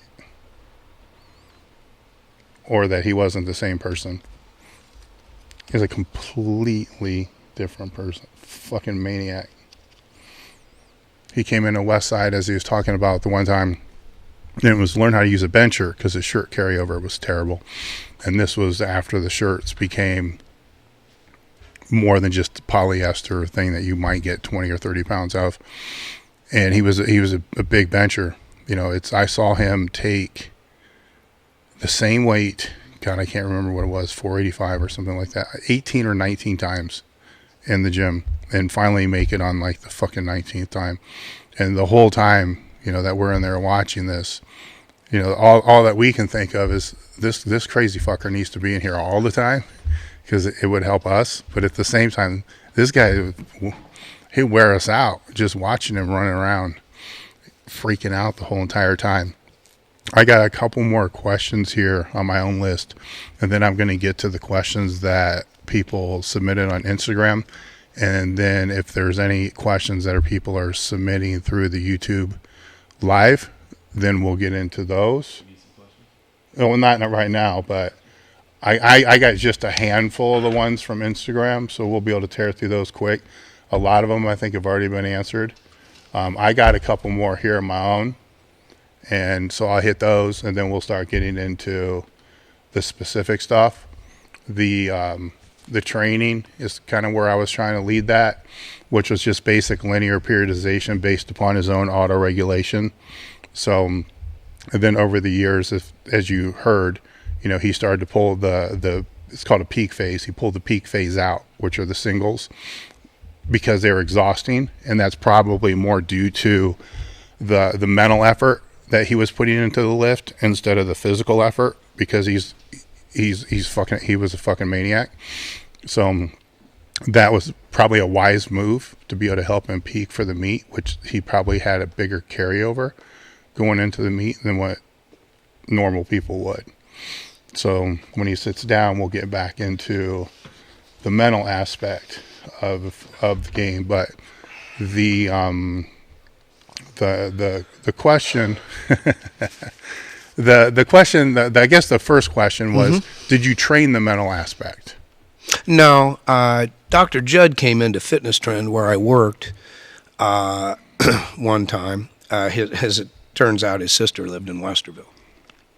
So he wandered in there, and I'm looking at him, he's looking at me, I'm looking at him, and nobody says anything. He's seen my pictures in the magazine. I've seen his. Obviously, he had that column. Well, he was in your weight class. Well, he was, but I never lifted against him, Dave. Never did. Never competed against him. And so, yes, he was. He actually squatted 603. He had number one squat for a while. And, or maybe number two. I guess Bradley squatted 650 because he was Joe Bradley. But, anyway, he came in Fitness Trend, and you would have really enjoyed talking to him. Most people would. I did too. I really liked him, but he was so much smarter than me. I couldn't understand a damn thing he was saying. But he gave me a couple books and stuff. But I lift, like I said, Adam, my best lifter right now, Adam, he's emotionless and he's a technician. Good for him. That's great. To each his own. I was an emotion lifter. Like I had to be, I could walk a squat out and end up with 1 foot over here and one here, and I was fine if I was crazy. It didn't even matter. My form wasn't the best. It wasn't awful, but it wasn't the best. But I just got into this other place. So I didn't really train it. And for some reason when I was younger, Dave, you had whatever you were going to do that day. You were going to do squats and then a pause squat and then a walkout and then blah, blah, blah, a couple other things, whatever they might be. Even if it was reverse hypers, I already had it written down what I was doing that day. So I had to make every number or my day was going to be ruined. And I had enough energy for years and years. I had enough energy to flip a switch and get where I needed to be for that last set of squats and that pause, and all of that. So I was very blessed that way. And as far as you saying, are you just nuts? That's what I hear a lot. I mean, I'm not trying to be funny. I swear, things that I read about my career, it's almost never, man, he was strong or he really did, he did this or that. It was always, this guy was just bananas. He was crazy.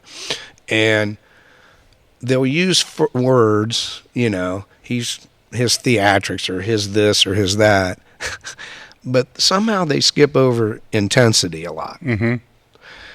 And so Chuck, who you trained with, Fogable, was intense personified. Well, I'd like to think I was too. It's not on film as much because we didn't have the age, but mine was an intensity as well. I was just, a little guy that couldn't hurt you. Nobody's scared of me, but yeah, I could get to that place. It was great talking to Judd, and we went over and had lunch at his sister's and stuff. Great guy, wonderful guy. But I read his books, but he was so much smarter than me that I didn't. I did do hypnosis, and they taught me self-hypnosis, and I did a lot of visualization, but in my own way. When I walked, I would walk the park or something, and then that would just be an entire exercise of trying to visualize the meet before it happened, or visualize. I didn't do it for every workout, but before meets, I would ramp it up. So that was really what worked for me. So there was some energy going into it instead of there was some. Yeah, it wasn't. Yeah, there was some. Yes, and I was blessed again to have the training partners that now, if I did mess up something, I was throwing crap and acting like a 2-year-old, which is wonderful. But it was my gym, so if I broke something, it was mine to break. And those guys were always great about that. It was never like, hey, what are you doing? It was just I'd have my episode and then I'd go on and do the next thing, whatever. But yeah, there was some energy put into it, but I mean, I was consumed by the sport in the sense that I had a career as a firefighter, but I never tested. I never attempted to get promoted or anything. I knew I wasn't going to the day I got on. It was a great job, great career, but I don't want to say I was on autopilot, but most of my mental energy was going into the lifting, to be perfectly honest. And I didn't get married, I didn't have any children, so I didn't have a lot of stuff going on that, normal, real people do, So I had a lot of time to think about lifting. Yeah, well, that's, it's the give and take. Yeah. That's part of the whole thing. If you're thinking about it all day long, you can call it visualization, or you can call it just thinking about it all day long. Right. But you're thinking about it all day long. Yeah. And, to be doing that for 20 years, X, or Yeah. plus, Yeah. and probably even more so when it was the Worlds, the Nationals, Oh, yeah. Worlds, the Nationals, Yes. Worlds. Right. That's on your mind every day of every week of every year. You win the Worlds, and then you're happy about it for 5 minutes, and then you're like, fuck, I left this much on the platform. Right. And then you're right back thinking about the next year's Worlds. Yeah, exactly. And then it's right back into that, and it doesn't consume you. It's what you do, and it's Right. what you live for. Right. And it becomes kind of a part of you. Yeah, it certainly does, and on the other end of it now, I'll be, if I make it to Christmas Eve, I'll be 64. So, on the other end of it, you can kind of see, man, I might have gave up a lot, or, whatever, this and that, it's, when the kids go home, it's just me and the dachshund, just me and Maddox, and I'm like, little quiet in there, I've chased off about 1 million really, really nice women, really good people that, I probably should have pulled my head out of my ass, but, I had it in my mind. I don't know where it came from. Tony Command's one of my closest friends, in lifting forever. Tony was married, had 3 kids. So I don't know where I got the idea that I wouldn't be able to do that, but probably because he's normal, maybe. I'm not. So I was so consumed with, I'm going to be a shit dad, I'm going to be a shit husband, I'll just skip that part.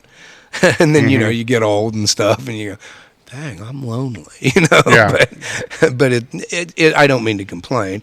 And the other side of it is, I did way, way more than I ever dreamed of. I was hoping to win a state title, man. I thought, if I win a state title, people aren't going to be able to stand me. I might go out on the street and just wear a sign, and show people. I'm going to lose my mind. And so I didn't really have visions. I didn't. Louis did, and Ernesto Milian did when I met him the first time. He beat me by 210 pounds, and then told my dad how great I was going to be. He didn't have to do that, and he'll be in the top 10 in less than a year, and I was. Everything he said was true. So there were, and Louis, you know how Louis is, you can do this, you can do that. And I never had anybody tell me that before. But in my own mind, and I very systematically went through things. Like, I went to the junior state meet, and then the senior state meet, the junior nationals, the senior nationals. And I was just working my way through. And Louis did tell me at one time something that came true. He says, if you go to enough senior nationals, one of them, it's going to be your time. So that's what I did, and it was finally my time. And like I said earlier, I didn't get to go to that Worlds, so I was done. That federation was done. I went to the APF, and they did everything they said they would do. So I ended up having a ball. It was great. Yeah, one of the questions that were asked here through the Instagram account was, looking back on it now, that you are helping other lifters, so I don't want to say it's completely over. It's just changed. Any regrets? Yeah, I do. I have one regret. My biggest regret, and you were talking about the mental aspect of it, so I'll tie that in. I started dating a girl, Cheryl Finley, and Cheryl was a great lifter, really, really great lifter. She won the first national championship for the women in the APF. She went to the USPF seniors for the women, and she got second to Mary Ryan, she married Dave Jeffreyson, Mary Jeffries, whatever. And that was like getting second to Lamar Gant. Okay. So Cheryl was a great lifter, and I was injured at first, and she actually went to the senior nationals. Let me digress. when we first met, she only knew me from lifting, of course. And I'll never forget, we went out a couple times, whatever, and she's like, "You're nothing like you are to me." And I said, "Well, no, or I'd be in prison, you know." Yeah. So, she said that. But anyway, Cheryl and I were together. She went to the Nationals, the very first one. She won. She won the 105-pound class. And she was going to the Worlds. She, I don't remember if she had to take out a loan or what. I don't know. But you had to pay your own way. And it was in Hawaii. Now, who in the hell wouldn't want to see Hawaii? But I didn't have any money. And I'm selfish and an idiot. And there was no way in my mind that this could go bad. So I talked to a couple people that were going to be there, keep an eye on her, help her out. It was covered. I thought I had it covered. But I didn't go. I did not make the trip with her. And she went, and she had your classic 3 for 9 day. She made her opener squat, missed 2, opener bench, missed 2, And she got beat. And she called, and, she told me she was obviously pretty upset. So she called from Hawaii, and this happened. She's screaming, this happened, and I did this, and I ended up second. And I literally tore 2 doors off of their hinges, and I went nuts. Trashed the house, hated myself. Now, she called back about an hour later or 2 hours later, and she was having more fun than anybody in Hawaii. That's about how long it lasted with her. To this day, I regret not going with her. That affected her. Do you see what I'm saying? I still talk to her once in a while. We've stayed in touch. I still talk to her. I swear it bothers me way more than it bothers her. She couldn't care less. But it really bothers me. That's my biggest regret in lifting. As far as me personally, until I had some at first when I first retired from competitive, I'd sit around and go, man, why didn't I do this? Or why didn't I do that? And one of my heroes coming up was a tennis player. His name was Jimmy Connors. And that's a lot of where I got my mental energy from. I tried to be a lot like Connors. Not McEnroe, Connors. There's a difference. Look it up.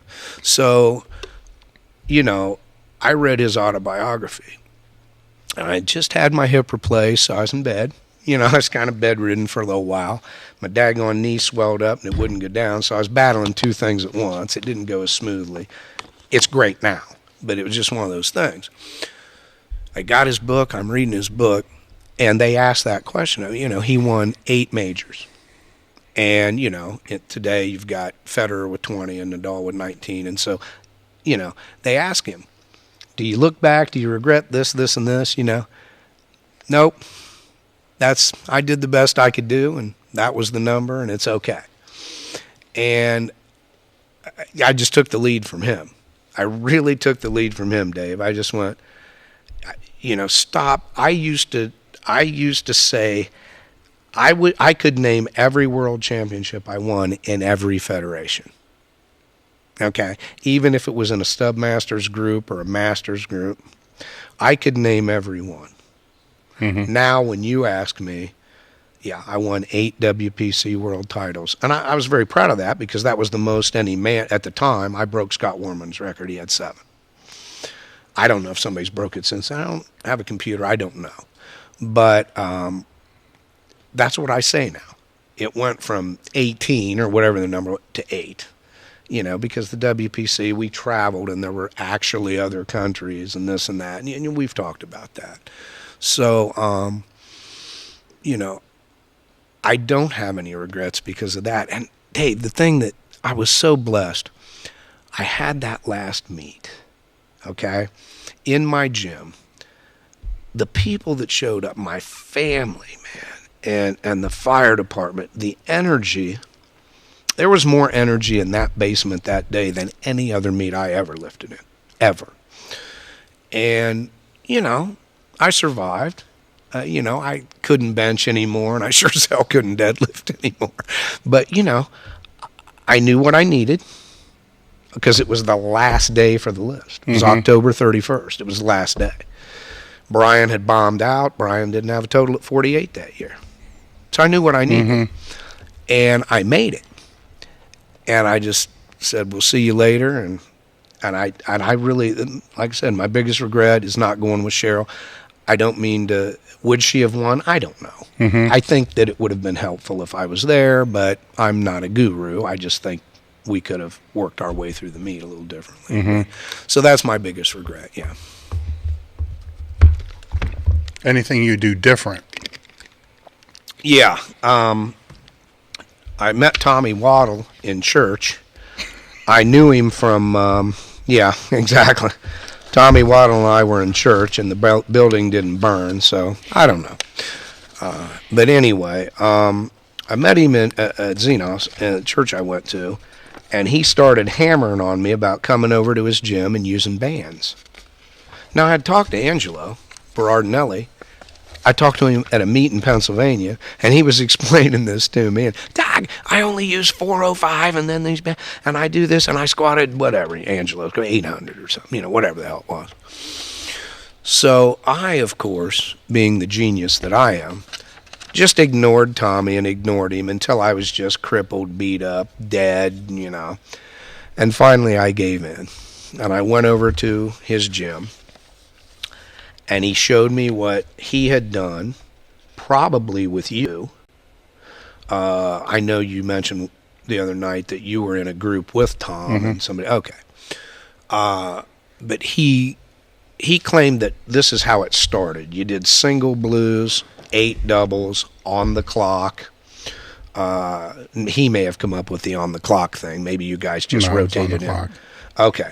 8 doubles on the clock for speed. And then 2 weeks you put the other blue band on. I'll never forget the first day when the other blue band went on. Wow. So, and he would stand behind me and scream at me and yell at me and call me names and stuff. But I regret not doing that a lot sooner. I can't really sit here and say, Dave, honestly, that I regret living West Side.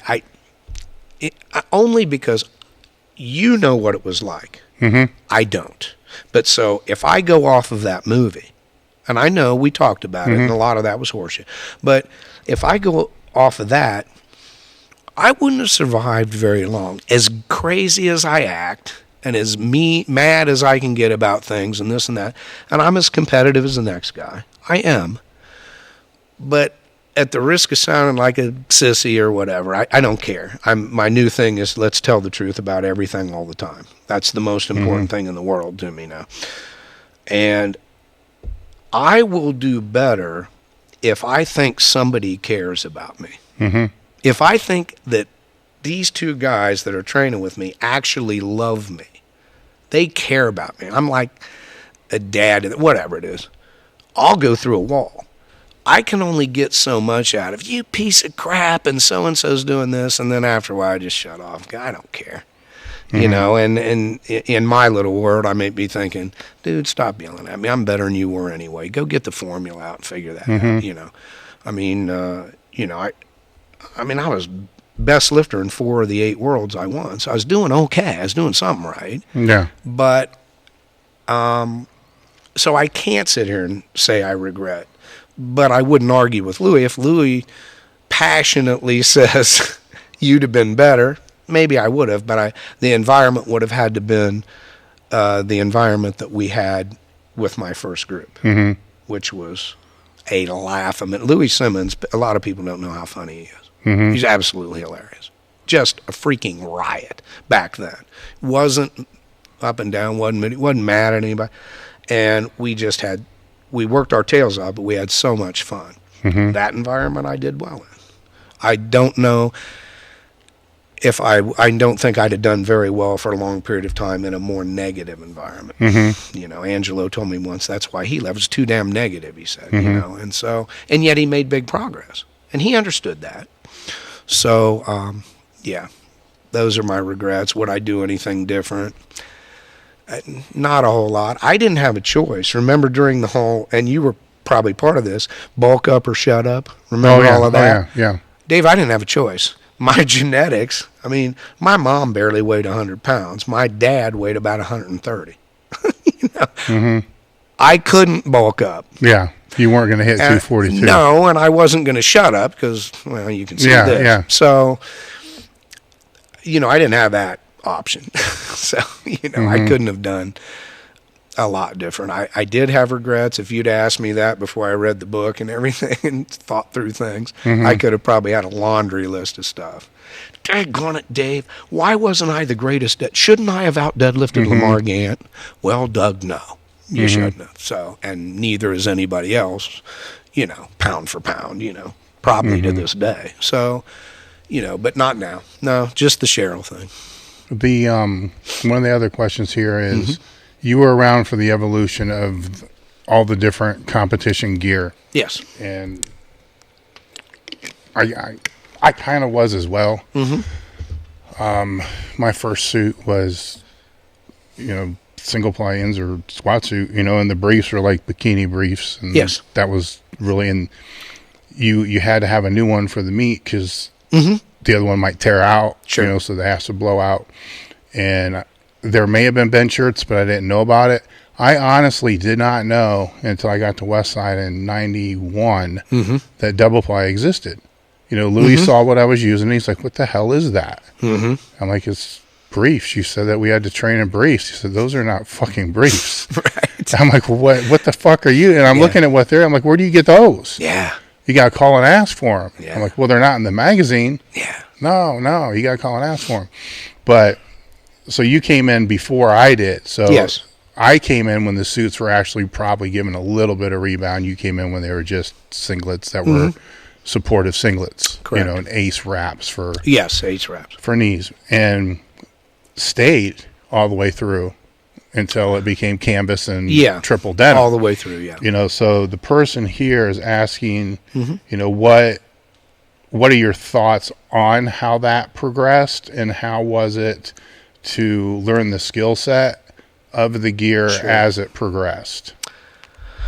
Well, yeah, when I started out, the first squat suit I remember was, I believe, the name Spangean, I think, if you go back, a company out of California. And, of course, you know, we tried to get the ones that were as small as you could to get something out of it. And, you know, once I had to be cut out of one, literally, couldn't get it off, had to be cut out. And that I couldn't afford. I just didn't have the money. But we were just, this is going to sound strange, but my recollection is we were just so glad to have something, man. We put that thing on. This is cheating. This is awesome, dude. So, and I'll tell you where the knee wraps, I don't know who came up with the idea, but Louis and I, we represented the United States at the North American Powerlifting Championships in 1979 in Canada. And Fred Hatfield was on that team. And Fred and I were up all night trying to make weight. You know, Louis, of course, his weight was good. But we were up all night. So that was an interesting deal there, talking to Fred and listening to Fred. But that next day, Fred had a different looking knee wrap. You know, like you said, we just had them little things there. So I'm looking at it, and, you know, we got to know each other. Fred had went and bought about a bazillion jock straps, and he cut the crotch out of it, so it's the waistband of a jock strap, right? And then he cut that in half and sewed them together to whatever the legal length was. And those were his knee wraps. He was, you know, and he squatted world record that day. Don't tell anybody, man. You know, Fred. So then somebody came up with better knee wraps, and the suits progressed and got better. And every time they done, I was really late on a bench shirt. I don't know if it was so much being late because, you know, I can answer the question with you as we go through this. Yeah. The squat suits were kind of easy. Yes. You know, because if you were sitting back and, you know, as long as you weren't a real close stance squatter, right, it was kind of easy to adapt to each iteration of a squat suit. Was. Even into the canvas got a little weird because it stopped you. Yes. I mean, you had to. Yes. Everything had to be based upon where it was going to, because it didn't matter what the fuck you did. Right. You weren't going lower. So Right. you had to get the right fit. Yep. So that progression was kind of easy. The deadlift suits are the deadlift suits. They just pull up through your dick and exactly. cut your nuts off. It's Right. good. Yeah. The bench shirts were an easy transition to a point where Yes. you got that 20-pound carryover, Yes. 10-pound carryover. Right. We were talking the other night. We both had the same experience that we go to a meet and it was based upon your squat, who you were lifting with. It's like, do I want to put this shirt on or not? Yes. Because is the 15 pounds really going to make a difference? Yes. And a lot of times it's like, fuck it, I ain't dealing with it. Right. And you kind of had the same story. And then you had one meet where you blew out Oh, two yeah. shirts and then didn't have a third. And No. took it raw. Oh, I had a third. It was at home because that's how smart I am. I had 3 bench shirts, but I only put 2 in the bag. Yeah. And I never opened high. I opened like a little baby. I Yeah. always did. But that was a smaller meet. I was trying to make a qualifying total for, I guess, the Nationals, whatever. So anyway, I opened pretty high for me, 365. That was really high. Blow out the first shirt, throw it away. Damn, And I didn't even try to press it. It just scared me. Took the second one, blew it out. I didn't try to press. Now, to stay in the meet, I got to make a third, and I don't have a bench shirt. So I made... without my bench shirt, right? I made the 365. I was the only one that year that outbenched that number in the whole country. So that would have been number 1 on the top 100. I'm not bragging. I'm just saying. A week later, so people can understand how dumb I really was. A week later, I get these 2 sewn up. And I put my third one in the bag, and I go to another meet because I didn't make the total I needed. So kept my weight down, dropped down, went to the meet, went over in Lima, Ohio. And that day, squatted very well. And 1 week later, I put my shirt on and benched 400. I was thrilled. Man, I got 35 pounds. This is cheating. I was going crazy. And, years later, and I never got much more than that. I'm not kidding. I really didn't. And years later, I remember talking to Jason Fry the day he did the 755 at 181. I met him that day. And Angela was over there, and he says, man, go ask him what he benches raw, And Jason didn't lie. He goes, my best is 405 for a double, and he had benched 755 that day. So he was getting 350. I was getting 35. So, but he's 10 times smarter than me. He's an engineer and everything else. Yeah. So, But, and I tell my guys that. I don't lie to them. I don't lie to Adam or Abe or anything. Abe learned to bench in Texas when he had to move there for work. I'm not great with those bench shirts.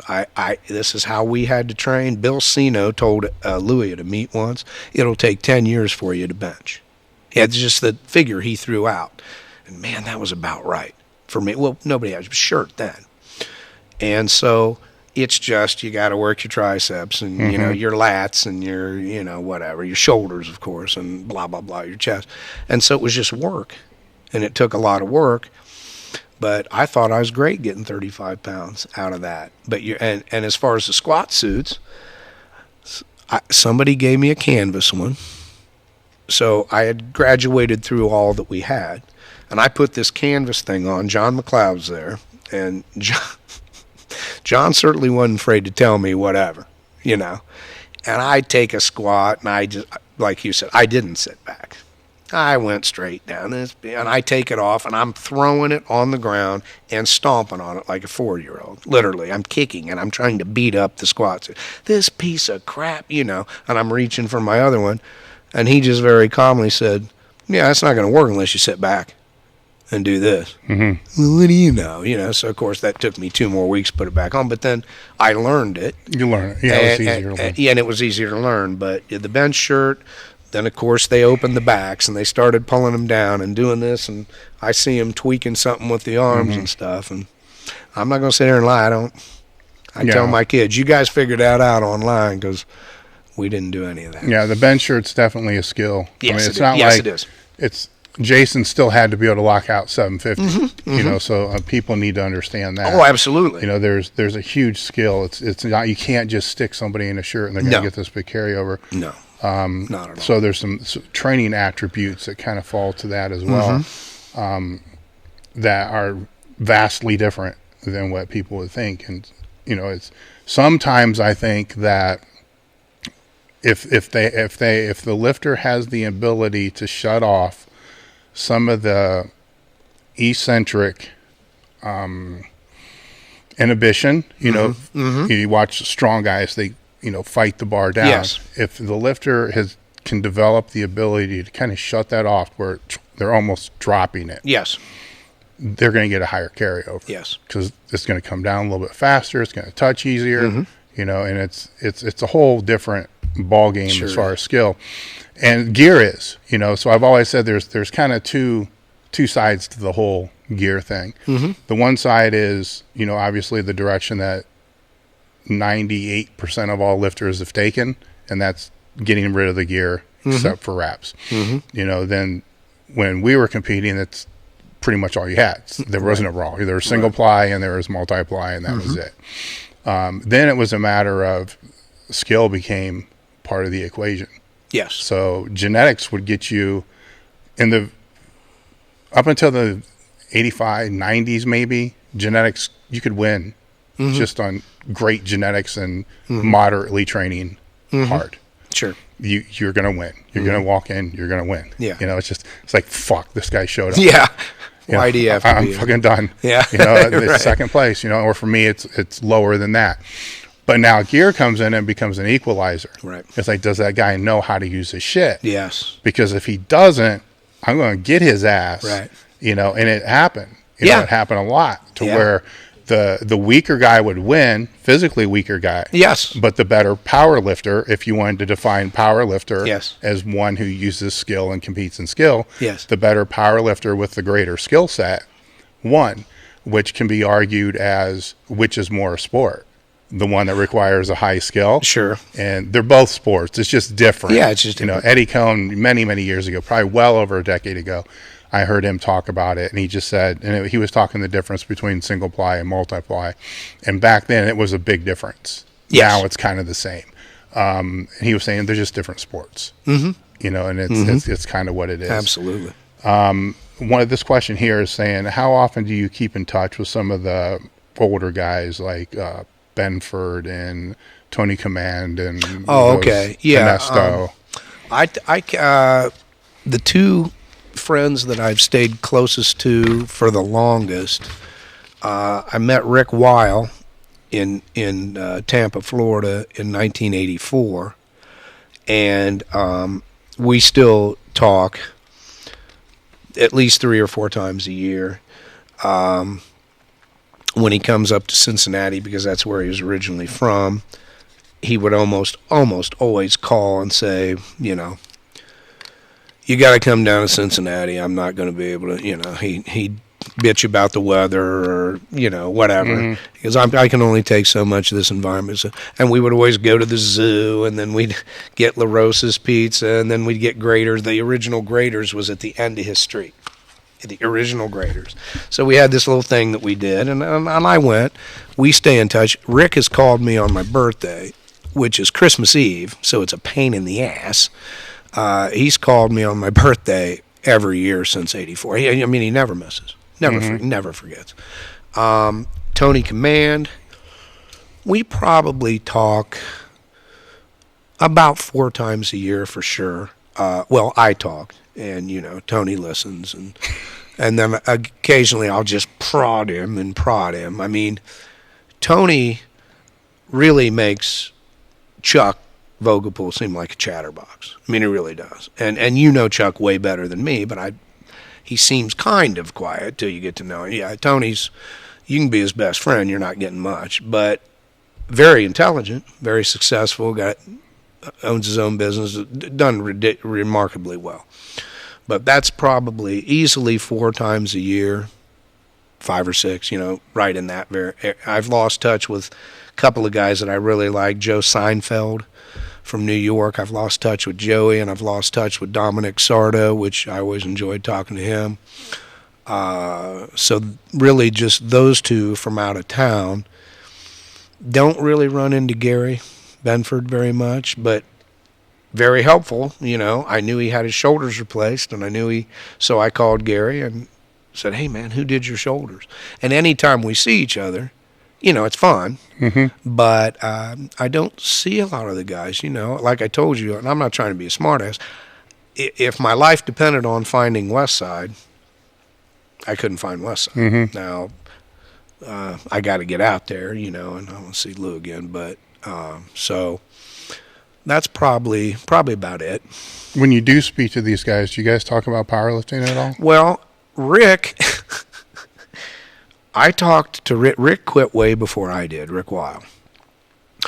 And in 1993, when I got the job on the fire department and I graduated and I was on the force, I called him once and we had a conversation. And to the end of it, just before we got off the phone, he goes, hey, I just got to mention something. I go, yeah, what's that? And he goes, this is the first time we've ever talked and you didn't bring up lifting. And he goes, thank you. He didn't like even talking about it for a long time. Now we can. We really can. Now we can some. And you get him going, and he starts laughing and talking about, the old days. But that, that didn't really necessarily define Rick, I guess, if you want to say that. He's got his own business doing great. Tony and I did. Yeah, we talked a little bit more about lifting, but man, when he quit competing, he came over to Pennsylvania, he and his son, his oldest son. They came over to help me at a meet in Pennsylvania. And Dave, I'm not kidding. I asked him, the meet was over, and I didn't do very well. I didn't have a great day by any means. But I just said, hey man, do you miss it? No, not at all. And so, we kind of expanded on that a little bit, but, he was just done. It was time to be done, but I can call him. I called him. My gosh, like I said, after all those years, he came over from New Jersey to judge my meet, in 2009. And, same thing with Arnold Coleman and Amy. I was seeing Amy a little bit more. We were doing a Bible study thing together, and then that kind of fell apart. And so I don't see Amy very much anymore, but it's always nice when I do. It's always fun and stuff. But yeah, it's and I've only talked to Lou a couple times, but the last time I talked to him, it was like stepping into a time capsule, man. We were just crying, laughing, just cracking up about stuff, and so, I probably should do a better job of keeping in touch. The other night when I came out and talked to you, Adam told me, because Dave Tate, you're going to love talking to him, man. This is great. Man, I don't hardly know him that well, And he put on 2 really nice national meets that I lifted in up in Worthington there. I said, I don't know Dave that well. Oh, man, you guys, you think a lot alike, blah, blah, blah. It's going on and on. I had a fantastic time. Oh, yeah, it was a good time. It was a good time. I had a great time. It was a good time. I had so much fun that, but I probably don't do as good a job as I should. So, what are, because you said you spent some time with Hatfield. Yeah. What are some other, because he's got a book of fucked up stories. So, you got one about the knee wraps. What are a couple others that come to mind? Well, Lyle Schwartz, who was a professor at Northwestern, so he was very smart. I know that. But he was the head judge and was on the board. I don't know I think it was still the AAU. So it was my first junior nationals. And Fred was in it. It was his first junior nationals. And the powers that be, had decided that if you dumped the squat bar, you were eliminated. Because that happened a lot. And the weights back then compared to now are laughable. But for the time, they were starting to get, Well, the bars whipped too. Yeah, the bars whipped and stuff. So, they were afraid of getting somebody hurt, the spotters and stuff like that. So they came up, it's a brand new rule. It lasted one meet. Of course it did. And the first person to be affected by said rule was, of course, me. I took my first squat. I made it. I made my jump. It doesn't matter whether second or third. That's irrelevant. But I was in the meet. I was on my way. I was going to win the junior nationals. And we were used to dumping bars sometimes, especially if you didn't have adequate spotters in the gym and you had the pins in and so on. And so, man, it was second nature to me. I missed. I couldn't get through. I started to dump it. Man, I remembered. And I was young then, Dave. I was young and a little more nimble. So it starts to come off, and they kind of catch it. Now, I weigh 113 that day. So this isn't even 400 pounds. I haven't got to 400 yet. It's 300 and something, for God's sake. But they kind of grab. I spin around, and I keep my hands on the bar, but I'm facing the bar. I'm facing it, and we walk it in. They're laughing. It's 300 and some pounds. They don't give a damn. And I walk it in, and he can't wait. Schwartz can't wait to come out. I'm out of the meet. Louis tells the story. This is how he went with me. He lifted in that junior nationals as well.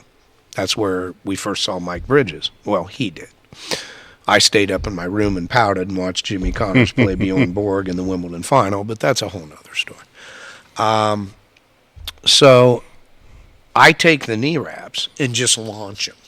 I throw my belt out into the audience. I launch the knee wrap. One's hanging on a raft or something. That was the only pair we had for me and Lou. He was lifting in the next session or the next day or whatever. So he likes to tell that story. Sure enough, later on, the second guy that rule affected was Fred Hatfield.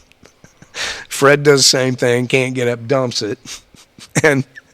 But Fred is, again, like everybody, so much smarter than me. So much smarter.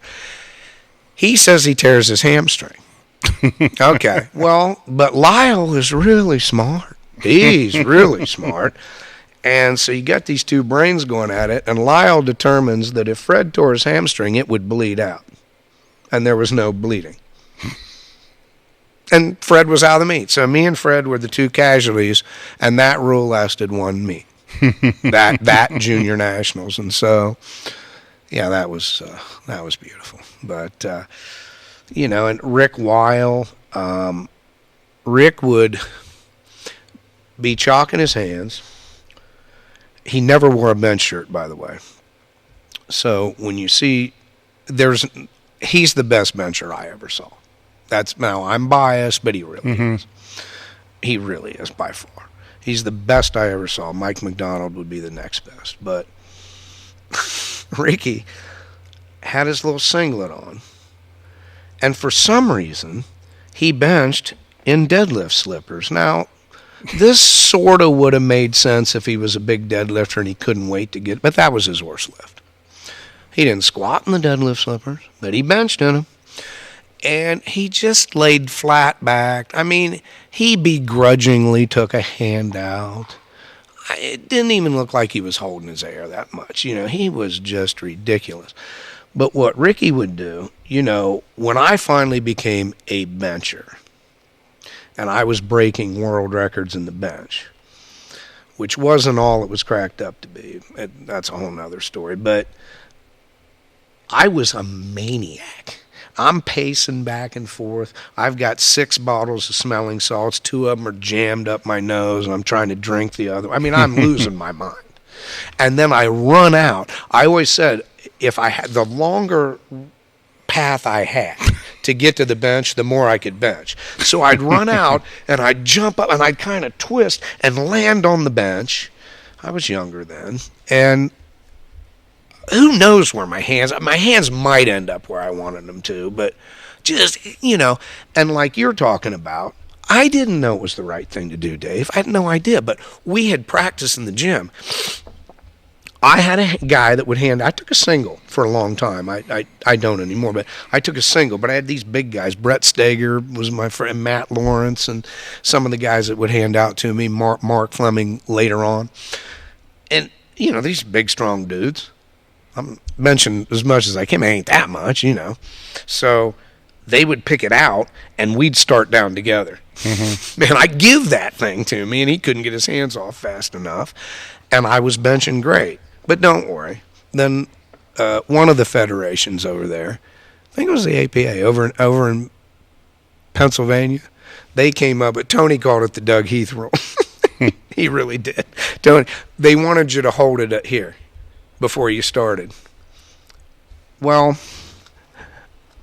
when I lifted all those years, nothing started until it got on your chest. They didn't really care. I watched Doug Young's handlers put it on his chest at the seniors one. You know, I love Doug Young. I'm not being critical. They brought it all the way down, and it didn't. And then they got off press, you know, racket. Well, so the Doug Heath rule was, you know, you had to hold it up here. Well, I'm not telling you anything you don't know. You can be the shittiest bencher on the planet, and you can hold a lot with your arms locked out.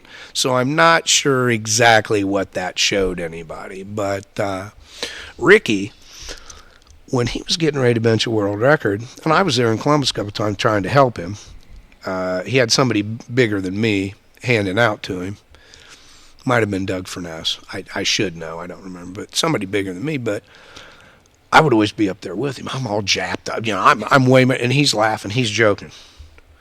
Hey, did you hear the one about, you know, that's Rick. He couldn't care less. You know, walked up to the bench, laid down, was basically flat back, no arch. You know, his freaking hands practically on the, you know, smooth part. And, you know, so that was a funny kind of contrast. I would have loved to have been in the audience and seen my dumb ass trying to get him wound up while he's joking around, and, you know, because it was just different strokes, you know. Tony, I helped Tony. I wrapped Tony's knees when he broke Gene Bell's squat record in Pennsylvania. And like I said, Tony's wife, God rest her soul, Janet, she passed, but Tony was used to being around somebody like me. Janet was me in female form. So he was used to it. Didn't affect him. He's real quiet, and he's doing his thing, and I'm just out of my mind. And I'm wrapping his knees. And I would have loved to have seen that from the audience, too, because that was... And then he goes out and perfectly executes the squat and, you know, shows, you know, that much emotion. Yay. You know, whereas if I benched a world record, I'm on the bench, I'm over here, I'm kissing that judge and hugging this one, and then I dive into the audience. You know, it's just ridiculous. Now, I know you crossed paths, or you trained with Waddle for a little bit. Yeah, Dave. Did that, well, here's where I'm going with this. Did that involve training with Obradovich at all? With Jerry O? Yeah. No, I never trained with Jerry. Have you ever seen him lifting a meet? Yes, Jerry told me a story. Tommy. Have you ever helped him bench in a meet? I have not. Because that would have been fucking insane, because he's worse than you. Jerry told me, I didn't know who he was. Tommy gets this idea, and you'll love this, Waddle, because you know he couldn't. Tommy's a great squatter and a great deadlifter. He couldn't bench. Okay. He would tell you that. I'm not. Yeah. Okay. Yeah. He decides he's going to get the best benchers around to train in his gym up in the North End. So he's got George Halbert, who's leading the show. Kenny wasn't there, but George Halbert, Arnold Coleman, Jerry Schwenker was there, Jerry O, and myself. I've never benched with bands, ever. Okay. So I show up the first day, and I just remember they handed me the bar, and I'm doing like this. There's no weight on it. I'm just taking the bar and bands. I don't know why I was doing that, Dave, because I can do it now, and it's fine. But I was all over the place, and I take it down. I can barely. I said, I can't do that. I can't do without any weight. They put a little bit of weight on it, kind of seemed to get better, and I did okay. We get through the first workout. I live right down the street. I'm in no hurry. I'm in the fire department. I'm not working that day. I got nowhere to go. And Jerry's kind of hanging around. And he introduces himself. I didn't know who he was. And bless his heart, really just as nice as he's dead serious. He goes, "You're the reason I got into powerlifting." And he starts naming these meets and the shit that I did after the meets, and he goes, "I saw you do this and do it, and that was it, dude. That was it. And you're the reason." And I thought, man, that's really great, So I'm all excited. Now I'm coming back. Well, I'm definitely coming back now. Well, the second workout, George is the last one there. The second workout. So we start to talk, and I said, "Oh man, you live around here?" And yeah, wherever you live. "Oh, did you go to high school around here?"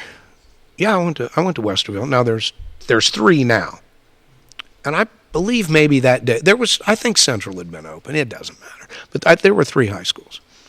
So I'm like, I'm gonna test it, right? So I'm like, "Oh, which one did you go to?" He goes, "I went to Westerville South." So did I. And I just looked at him, I go, "Man, that's great, George. I can't even be the best bencher in my high school. That is so great. Thank you so much for that, George." And, he's kind of like, "Oh, Doug," like that. I'm going, Jesus. Tony, when he never hardly ever spoke, but Tony used to say, "I was the Rodney Dangerfield of powerlifting." He got no respect. They only talked about the stupid shit I did, or the picture I thought you were going to show in that magazine, and but I really did. That's 81. If you'd have found the magazine in 79, I was on I missed a deadlift. They turned it down 2-1 twice, and it would have given me second. I ended up third. But I pulled it twice. Louis was mad as hell and everything. But anyway. And on the third one, I literally got down and went, "Please, please." I don't know what I'm doing. I choreographed none of this, ever, ever, ever. I'm like, "Please, please." Somebody snaps a picture of that. And then, Doug Heath missed this. And then, yeah. Well, there's the one that I remember, and it was probably you standing on the bench after doing the bench, and your shirt was off.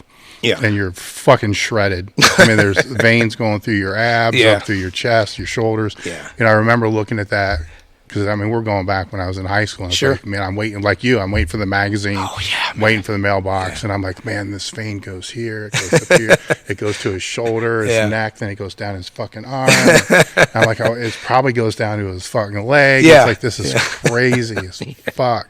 And I'm like, I'm never going to be that lean, so fuck that. Yeah. And, yeah, man. That's the one I wasn't even trying to find. That just happened to be the magazine that was on the top of all of them that are out there. Okay. I didn't even spend any time trying to look through all the things, but the old ones out there are usually the better ones. They are. Even the articles and so forth are better in there. Yes, they it's are. more diverse. We have any YouTube questions? Yeah, from the live stream. Yep. Okay. This guy said, "Ask Doug if he lifted at the Junior Nationals when Charlie Driscoll made the cover of Powerlifting USA. Same question for the Junior Nationals when Dave Passanella made the cover of Powerlifting USA."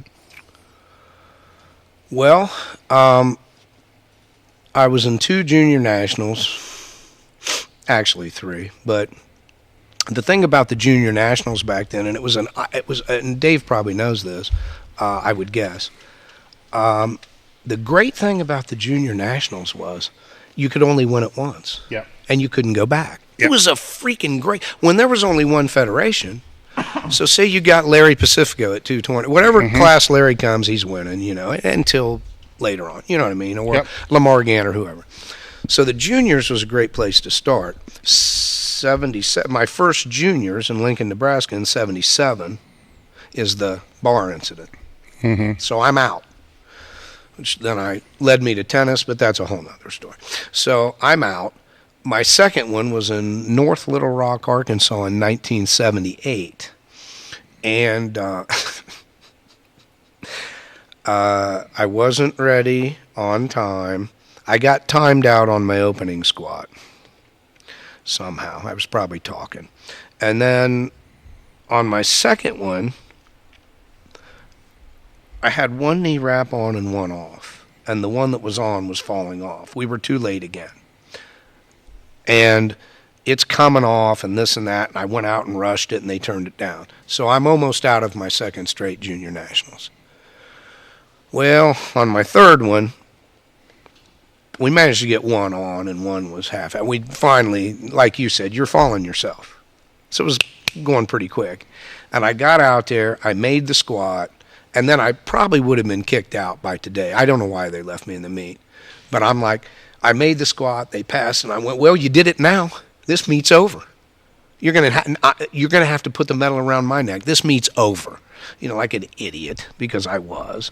And I go back, and nobody's saying. They left me in the meet. I made 3 benches, and I made 3 deadlifts, and I broke the deadlift and total records that were Ernesto Million's, and he was the head judge. And I swear, Dave, I think he was happier than I was. Mm-hmm. What a class guy. Well, that's the only reason I tell that story.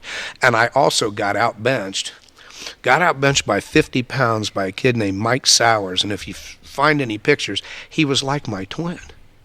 No, he really was. He looked just like me, long hair. He looked like me. He was built like me and everything. Well, that was my worst lift, man. I could squat and deadlift. He could bench. He benched a world record on me at the juniors. Outbenched us all by 50 or something. And I went to dinner with him, and the only word of advice he gave me, just move your hands out as far as you can. He goes, ain't going to make any difference. Then you don't have to press it as far. And I did, because of course they weren't. But as far as the Charlie Driscoll cover or Dave Passanella, I would have to know what years those were, because a lot of times when I got done lifting, which was always early, I didn't always get to see the bigger guys, and I don't mean any disrespect. There were times when I did, and I certainly remember it, but there were other times when maybe I was out getting something to eat or just didn't always see. So I don't remember Charlie or Dave. I certainly know who they are, and Dave, God rest his soul, but yeah, my God, he was something, wasn't he? But I don't remember seeing them, so I hope I didn't forget somebody, but I don't. The 3rd Junior Nationals is when I joined the APF, and I went to I had already won the USPF Seniors in '84, and I went to the Junior Nationals. How's that possible? Huh? How's that? Well, because it was a different federation. Oh, that's right. It's a different federation, and I didn't mean anything by it. So I'm in Tampa. I'm sorry, St. Pete. Rick Wiles putting it on. That's why I went. Mm-hmm. Rick's putting it on. I go. I'm a 148, but I'm not. I was a 32. But I'm a 148. And my class is stacked. I think his name was David Lewis from Boston, and he had won a USPF Junior Nationals or something. And Jose Perez was in the class, and a couple other guys I don't mean to forget. And Tony Conyers in his hometown. So I know. So, and I'm squatting, and Tony comes up. He's right behind me in line. And I get done. He goes, man, your form is perfect. What year was this? This was the Junior Nationals. It was all the same year. I went to the juniors and the seniors the same year. It was 1988. He's still lifting. Oh, I know. Yes, not just lifting. I mean, he's still killing it. Those kids will come in and tell me, "Hey, so and so just did this," or so and so. Then they show me a video of Conyers pulling 600 at 157, weighing at 61 years old. Don't ever tell me anything again, unless it's Tony Conyers. So just last night in the gym, my God, he went to a meet. He squatted 620 raw, and the deadlift was raw. Oh, he's lifting 65. Yeah, he weighs 157. He just didn't want to get down to 148. He's 61 years old. So after that, I just tapped out. But I'm lifting against Tony, and it's his hometown. Well, I think I might have out-squatted him. He out-benched me by a little bit, but I remember he tells me how good my squat form is, and I think he's messing with me. I don't know him. So I didn't say anything, but I kind of just, and ignored him like he wasn't messing with him. He's the nicest guy in the world. Mm-hmm. And then we go to bench. He did out-bench me by a little bit. I got one turned down that I thought was good. We've all had that story, right? And Cheryl was with me, and she goes crazy. They turn this bench down. I think she's about to fight Jerry Jones, who was and if you know Jerry, he was sort of that day's version of, I don't know, who's the guy at Westside that's the great squatter and bencher? Hoff. Coker. Oh, Coker. Jason Coker. He was this back then's version of Coker, in what I remember. And that's not going to be exact. Big dude. Cheryl's about ready to fight him. I'm betting on her. But anyway, so then we get to the deadlift, and he's nowhere to be found. He's not warming up, and I knew his handler was Ed Gilley. Ed goes, Tony probably up there asleep. Probably asleep in his room. I got to go get him. And I'm praying, because we're nip and tuck, man. I'm doing way better than I expected at 48, and I'm beating these other dudes. And so Ed goes up and gets it. I'm like, please let him be asleep in another room. Don't even let him be here. I'm going to win this damn meet. But he came down, and we went back and forth in the deadlift. So I take mine, he passes me.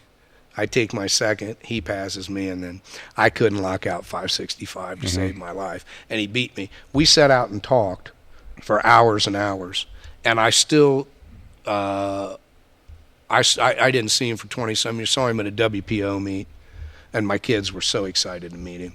They couldn't believe that's Tony Conyers. And yeah, I don't know what's going on there. I don't know what's happening. I've never seen it. He's raw. 622 squat. I don't know where he sat. He sat on the floor. I don't get up. I'm screaming, get up. It's already been filmed. It's already happened. I'm telling him to get up.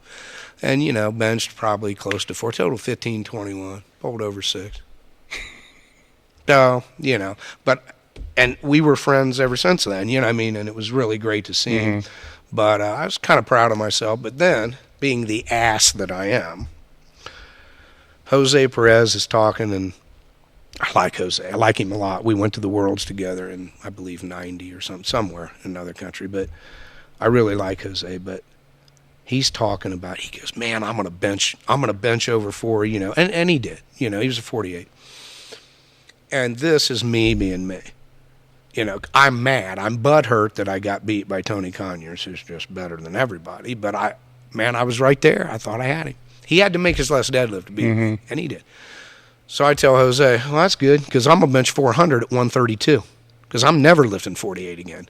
Every one of you guys is twice as big as me. And I'm yapping, and out I go. And then I'm like, I think I just said I'm going to bench 400 at 132. So then that became my quest, and he always teased me. He said, God, you did. And I go, I know, I don't know how. I don't know what happened. But, yeah, there was a lot of characters. Some funny stories, Louis always said, try to talk to the old heads, try to talk to the really good lifters, and try to pick their brain. If you're at a meet, you get a chance to do that. And so I did. Tried to talk to Roger Estep. I didn't think he was intimidating, but I trained with Louis and blah, blah, blah. And he told me, I remember how they trained, and they had a day where it almost seemed like it was 2 days a week. One day they did all 3 lifts in the middle of the week, and they did 10s. And he had this idea that if he could do 10 reps with whatever, he could do 100 pounds more for one. I remember him saying that. And then the other day, they basically just had a meet every week. They squatted heavy, benched heavy, deadlifted heavy. That's the way I remember it. That's a little bit like Black's. Correct. A little bit like John's. And so, I tried that for a while. I tried, but Louis also made a great point. He said, you'd probably learn more asking Vince Anello how to bench than deadlift. Because Vince Anello could stand on his head in the corner and his deadlift would go up. That's exactly what Louis said. And you have to picture Vince standing on his head. But, And he says, but he's worked his tail off for every 5 pounds he gets in the bench. So it was there's a lot of truth to that. Yeah, there's a lot. So I tried to remember that. Larry Pacifico just preached lats, how important lats were. That's what I gleaned from Larry. And I remember my best meet ever at 132 was 1998, and it was the Larry Pacifico dedication meet. It was an IPA meet. They held it in Cleveland. And I'm back warming up. I'm the last one in the warm-up room. I got 405 on because I take big jumps. So I'm going to squat 405. I'm going to open with 505. I'm hoping to get to 605 on a third. Larry comes back, and he's got this skinny little kid with him. skinny little fella, probably 10, 11 years. I don't know what he was. Hey, Doug, it's Larry, it's great to see you. Oh my God, the guys that are with me are pissing their pants, oh my gosh, Larry Pacifica. And it was Jimmy, his son. And, he just said a bunch of nice things. And I just went, I'm full of myself. Now I'm going to have a great day. Larry's here, and this is going to be it. And he started to walk out the door with Jimmy. He turned around, he looked at the bar, and he goes, that's about what you're benching, isn't it? And that was my best bench in that class. Till I broke it that day with a 410, but my best was 405. He knew what I benched. Dude, that was my first 9 for 9. Mm-hmm. I never went 9 for 9. I couldn't have missed a lift if I tried. Squatted 605, benched 410. Chalet wanted me to take a fourth attempt. Well, they were already cleaning the platform off. And it was Chalet's federation. They're already cleaning the platform off. He's so wound up about this 410. God love him, bless his heart. But he's like, dude, I said, I wanted to save it for the total, right?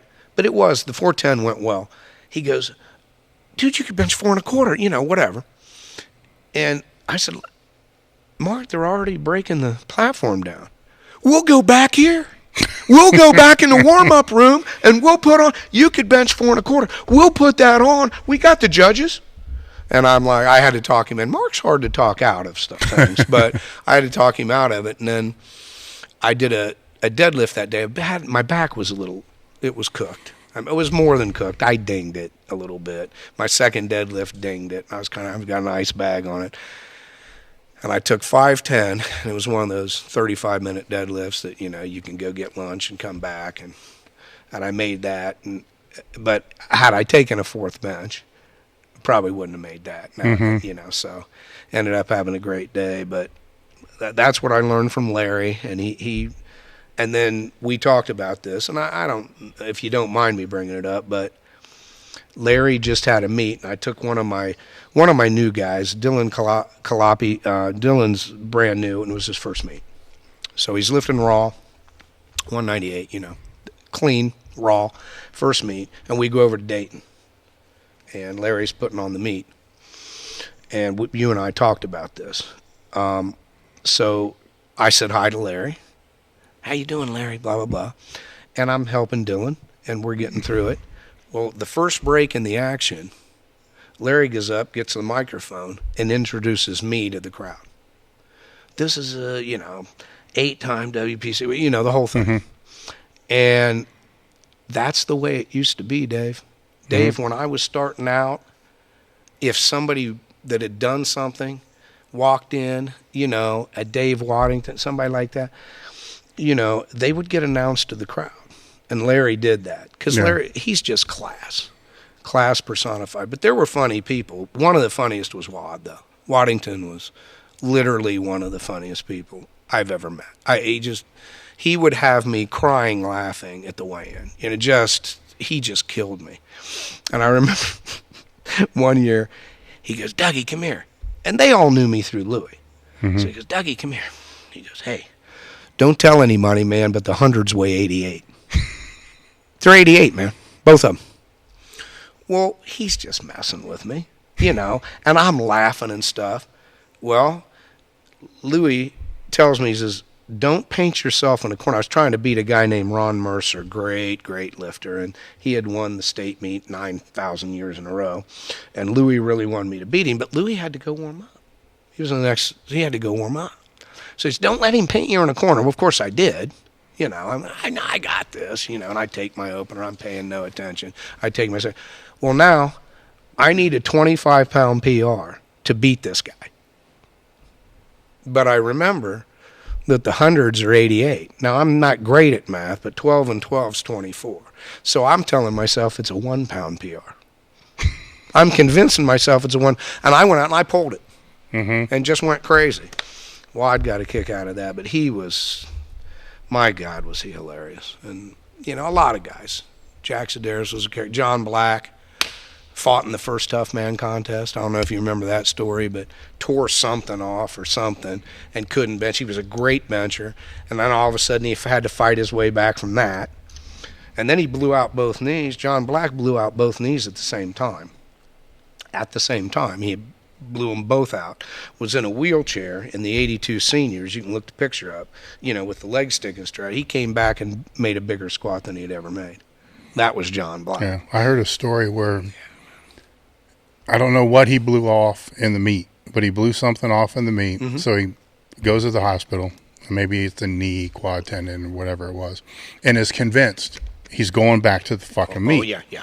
So he goes to put his arm up on the, the bed and the counter or whatever to push himself up, Yeah. so he can leave to go bench. Yeah.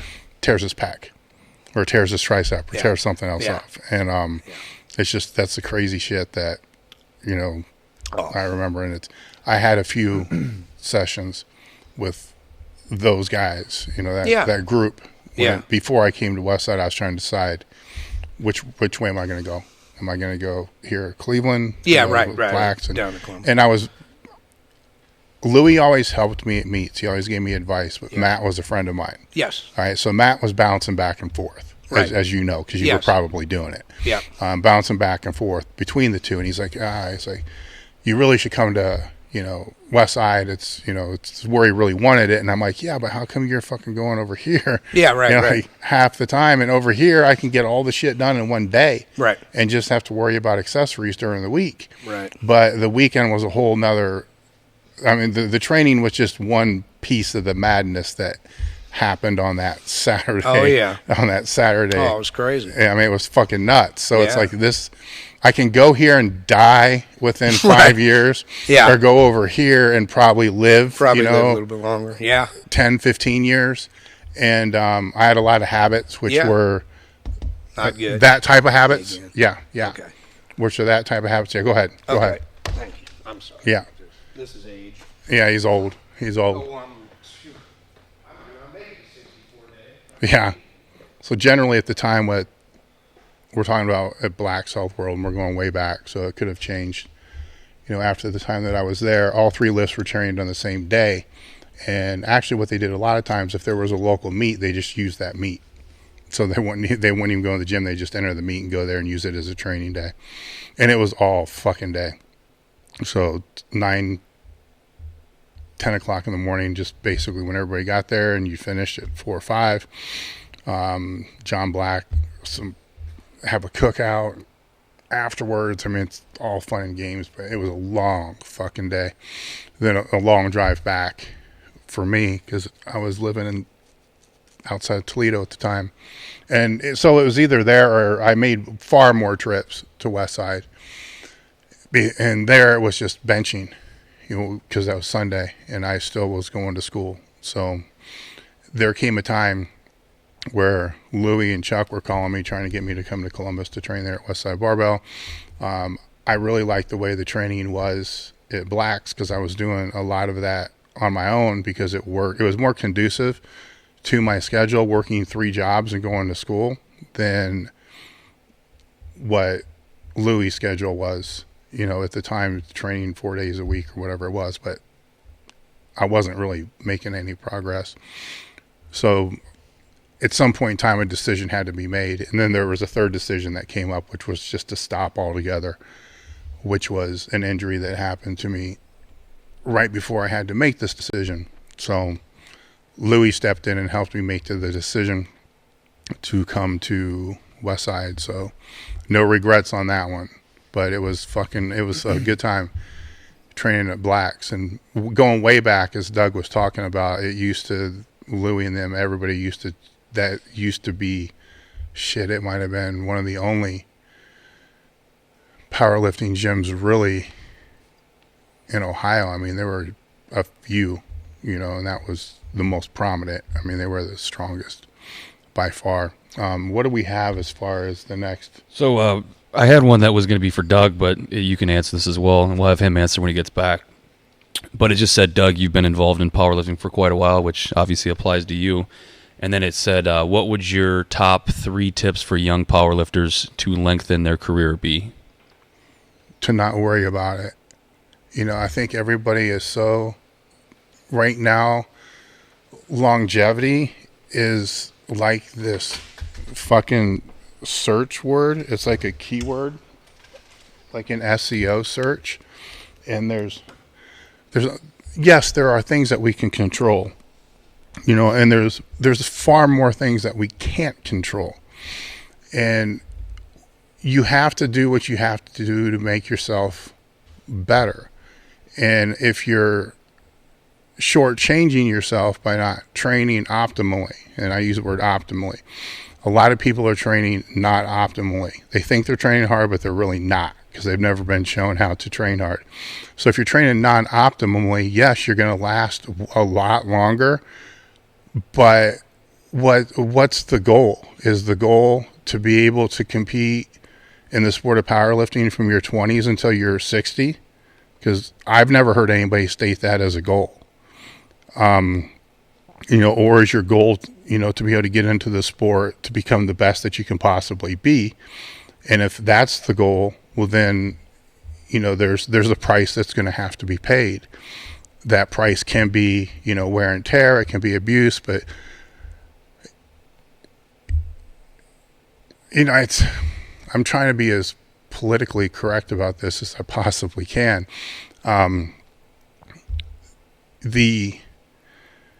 You don't know, for instance, a lot of joint issues which surface because of, you got to train, I can back up a little bit. You got to train smart no matter what.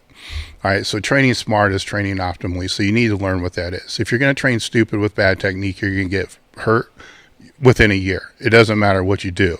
Your bad form, bad technique is going to lead to injury. What I'm talking about is if you have optimal technique and your training is solid, then you can find longevity with any style of training. The longevity it's going to, there are some things that we know from being around. The question is about longevity as a powerlifter. There are some questions about that. There's some things that we know just from being around for as long as I've been around.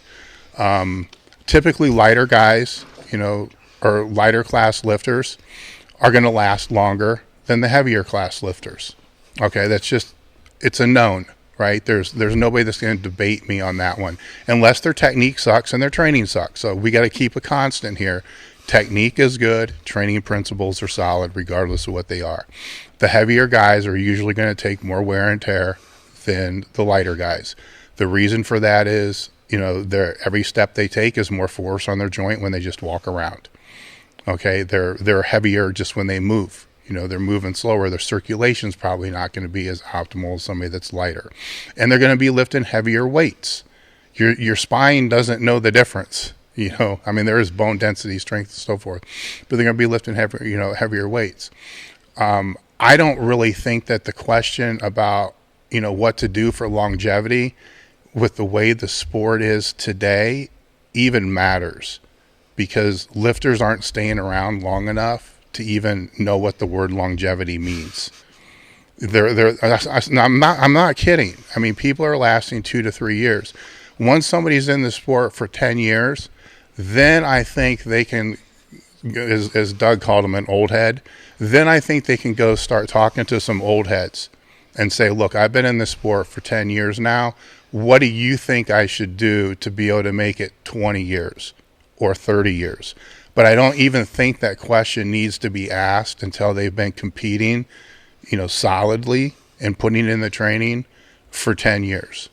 It's because 10 years of, it'd have to be really shitty, wear and tear. So now after that 10, 15 years, are there things that you can do as far as increase your longevity? Of course there's things that you can do. The biggest thing you can do is back off when you know you need to back off. Manage your injuries. When I was younger, I trained through a lot of shit. It's like it hurt, I just pushed right through it. Then I got a little bit older and I learned how to train around it. So I just found different things to do, but still able to train. Then I got a little bit older and I learned to not train it. So there was a progression. Now I don't think it would be correct to be able to say, if you're in your 20s and you're that person that trains through it, the best thing to do would be to not train it.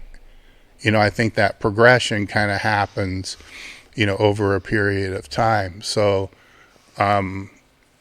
that's my answer on the longevity. The first question is it kind of answers itself, because if you're in the sport and it is powerlifting, you're in the sport to be the best you can become, no matter what, to be the best you can become.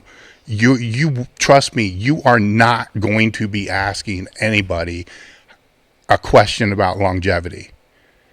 You're going to be asking them a question about, how do I put 5 more pounds on my bench? Like I said, once you do it for 10 years and you're close, like Doug said, he was close and he's waiting for his time, and you get that 10 years and you're waiting for your time, and you know it's just 1 or 2 more years, man, this guy won't show up, I'll put my numbers together. Then yeah, there's things that I think you can do at that point to be able to not get as broken down. One of the big things I'm a believer in is after the meet, depending upon the level of the lifter, assuming they've been training for 10 years and they're, at a national or, top 30 level rank, to not put a bar on their back or in their hands for 6 to 8 weeks. Not at all. That's what machines are created for. That's what dumbbells are created for. That's what body weight exercises are created for. You have so many spinal fractures, microfractures, that have occurred because of a barbell being on your back. That's bone shit. That stuff needs to heal. The same thing with the bar in your hand, compressing your thoracic, your neck, and all the other kind of stuff. Get all that crap out. Will you get weaker? Of course you're going to get weaker. But you can always build that back up by adding 4 more weeks on the front end of your next training cycle. I'd rather worry about that problem than somebody that continues to keep hanging and banging and right after the meet and tears something off. Because if I'm coaching them, either way works for me. Because they tear something off, there's not going to be on the bar in the back or their hands for 8 weeks anyhow. It's just, I'd rather that not happen, from that standpoint. When you start dealing with wear and tear, joint injuries, I really do think that, from everything I've been told, genetics is a big cause of that. But the disadvantage we all have as lifters is we don't know our parents' genetics when we're 30, what they're going to have when they're 70. So we exponentially make that happen sooner if we're training heavy all the time. So my mother, my father's replacements that they had in their 70s, I'm going to have, or had 15, 20 years sooner. But I still would have had them if I lived to be 70, to 80, the same way as everything else. So the question was about how to have longevity. Oh. So I guess I could gear that specifically towards you as the last 10 years you competed for 30 years. So what are the things that you had to do different during the last 10 years to just train and make it through the last 10 years as opposed to the first 10? Yeah. Yeah, my first meet was in 76 and my last was 2009. So I got 33 years of competing in. Like I said, I just happened to look at a couple of my books just before I came here. And gosh, Dave, thank God, Louis got home. I mean, even with Lou, when I first started being that young, I was trying to break a record every day. But by record, I don't mean it wasn't the conjugate, heavy. Yeah. I'm trying to out squat, bench, and deadlift every time, So finally figured that out. I was really pretty lucky in terms of, that if you break it into the 10-year things, 76 to 86, I had a little groin issue, and there was a little bit of a burnout. After 84 and not going to the Worlds, I started hitting a tennis ball. So I played tennis for a couple of years and actually won 3 local tournaments. Men's singles B, not A. But I was pretty proud of that. I loved the sport. I really loved it. I just didn't start early enough. So I took a lot of time off like you're talking about. And then one day my stepfather said, man, you got to start lifting again. Boy, I mean, I can't hardly see you. You're tiny, And I'm, So I started back into it, and I got drugged back into it by buddy of mine, Kevin Steele, he kind of drugged me back into it. And then, so we went another, that was probably 85, I guess. I got back in a little bit in 85. And then to 95, you know, I stayed pretty healthy, Dave. I really did. But I always took at least 2 weeks off after a meet, sometimes 3. Hideki Inaba, who was you could argue could be on Mount Rushmore, really, first 10-time world champion. Inaba took 3 months off. He trained 9 months a year. I wasn't that radical, but after every meet, I took time off. Now, some meets, the next one came a little bit quicker, you know, so you couldn't take, but if I could, I took 3 full weeks off. You're talking about 6 or 8. I wasn't smart enough to do that, but believe me, when I took 3 weeks off, people thought I was nuts. They would never do it, Dave, because the soreness you're going to, but, you know, you really get sore when you start back. But that wasn't anything to me versus the recuperative. And of course, I was doing fun stuff. You know, I'm, you know, like I said, playing tennis or something. But I always took a lot of time off. I stayed pretty healthy and got into my third phase, the last 10 years. That's when things started happening. But we did. You're right. If your shoulder hurt, you just had somebody wrap it. Hey, man, hey, get that wrap. Yeah, wrap my shoulder, man. I'm all right. Oh, yeah, it's fine. And, hell, I still do that. But the last 10 years, I had to dial in a little bit more and listen to my body a little bit more. I had a pretty good run for a long time, to be honest with you. I was really very blessed. And then when things started happening, like the first shoulder surgery, I remember telling the doctor, hey, man, I'm going to be better. I mean, you go in there and fix this, I should be better. You know, he's looking at me like, yes, you're right. You know, what's he going to say? And I believe that. And I've had 14 surgeries, and really only 2 didn't work. So I had a bunch before I had my first surgery that didn't work. I didn't even know it was possible. And I had that mindset, man, I'll be even better, you know. And so they put me Humpty Dumpty, you know. They put me back together and glued me back together. I stayed in there and I guess had to train a little bit different. But see, that's when we discovered the bands and stuff, see, too. Tommy's telling me about the band. So, and did some conjugates.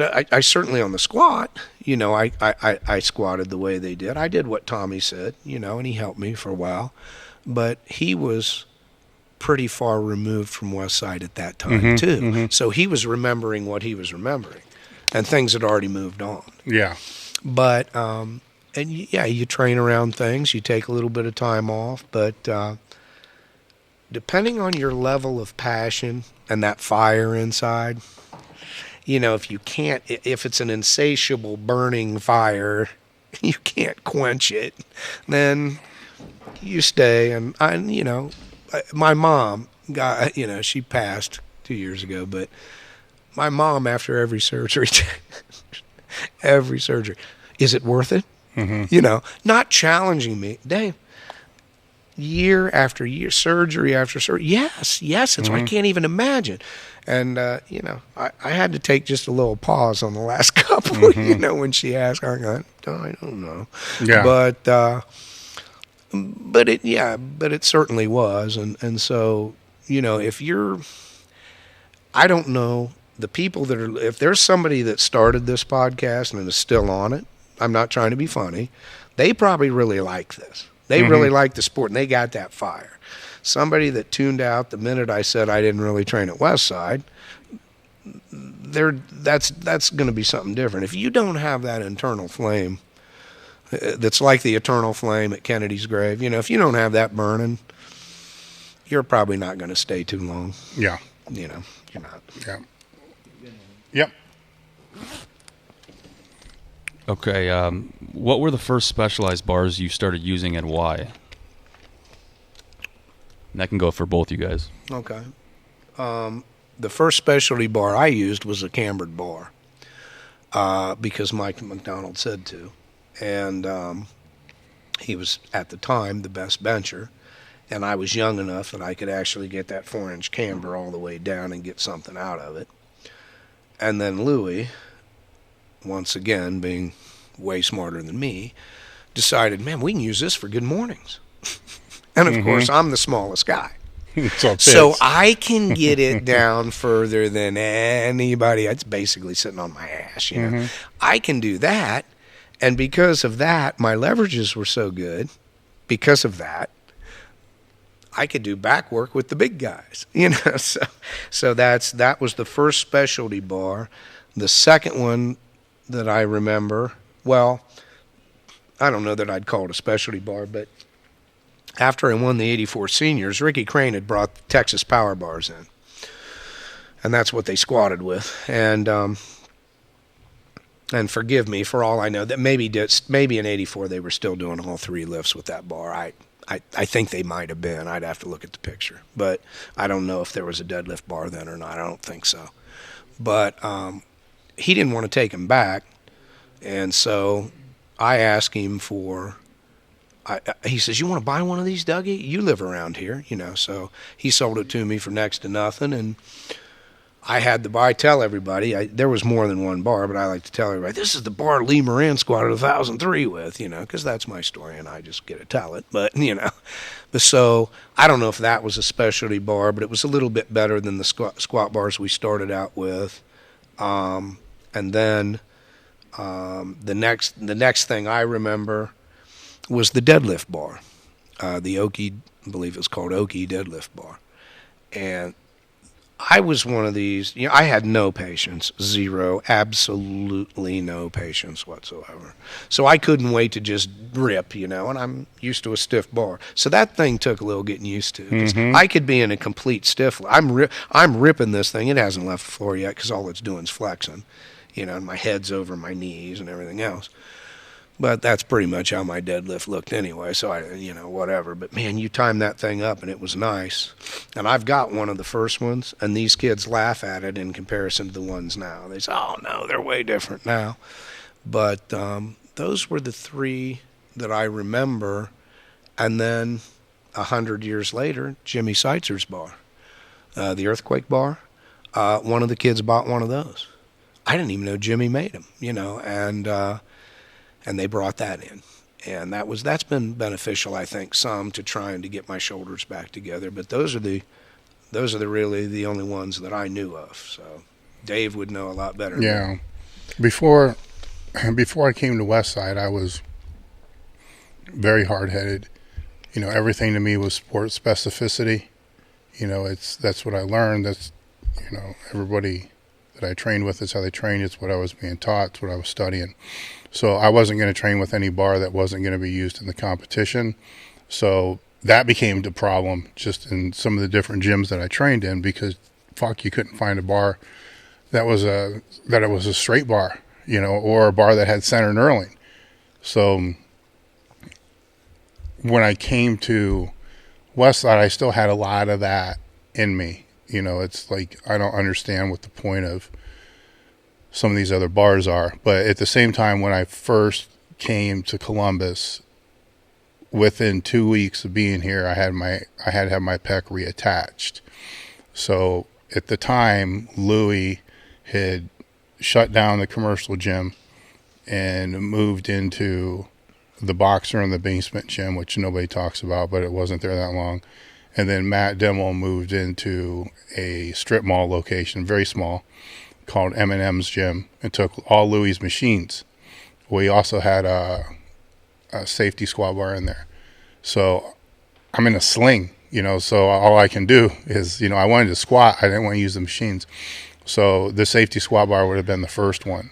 And then I realized, you know, after just basically exclusively doing that for the time period that I was in the sling, and then when I got back to being able to start doing pulls again, my pulls felt a lot better. And then Louie's explained to me why in the hell that happened, you know, and how the bars, then I started looking at the bars more from biomechanical standpoint and how it changes the leverage or the the leverages and where the weight is then associated to the body center of gravity, and how that changes, the way that the lift is going to be and the muscles are going to be hit based upon weak points and so forth and so on.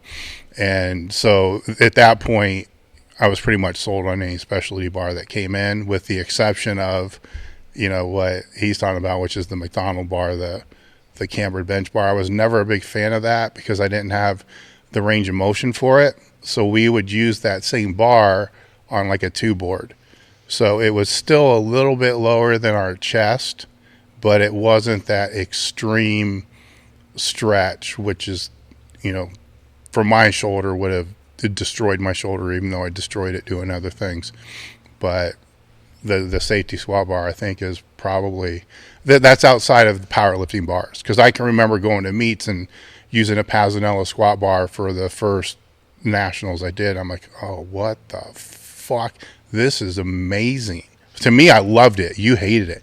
To me, I loved it because it didn't whip. I'm like, are you fucking kidding me? I still had to walk it out at the time. I'm like, I walked this shit out and I didn't have to wait for the bounce with each step. I'm like, this is solid, and it's like, fuck, I need to train with one of these. How much are they? No, that's okay. I'll train with the other ones, and fortunately for us at Westside, Louis was getting everything that he could get his hands on. That if he thought it was going to help, he bought it. He brought it in. So I was very fortunate and very spoiled, because of that. Because we found out a lot of stuff that worked and a lot of shit that didn't. Next one. All right. A lot of Louis' ideas were spawned from solving issues with his lifters that he had. What problems did you guys have training with Louis, and how did he solve them? And how about yourself and your own training? Whoever wants to start that. I think you can answer it faster than I can. Well, actually, you had conversations on the phone with him. So. Yeah,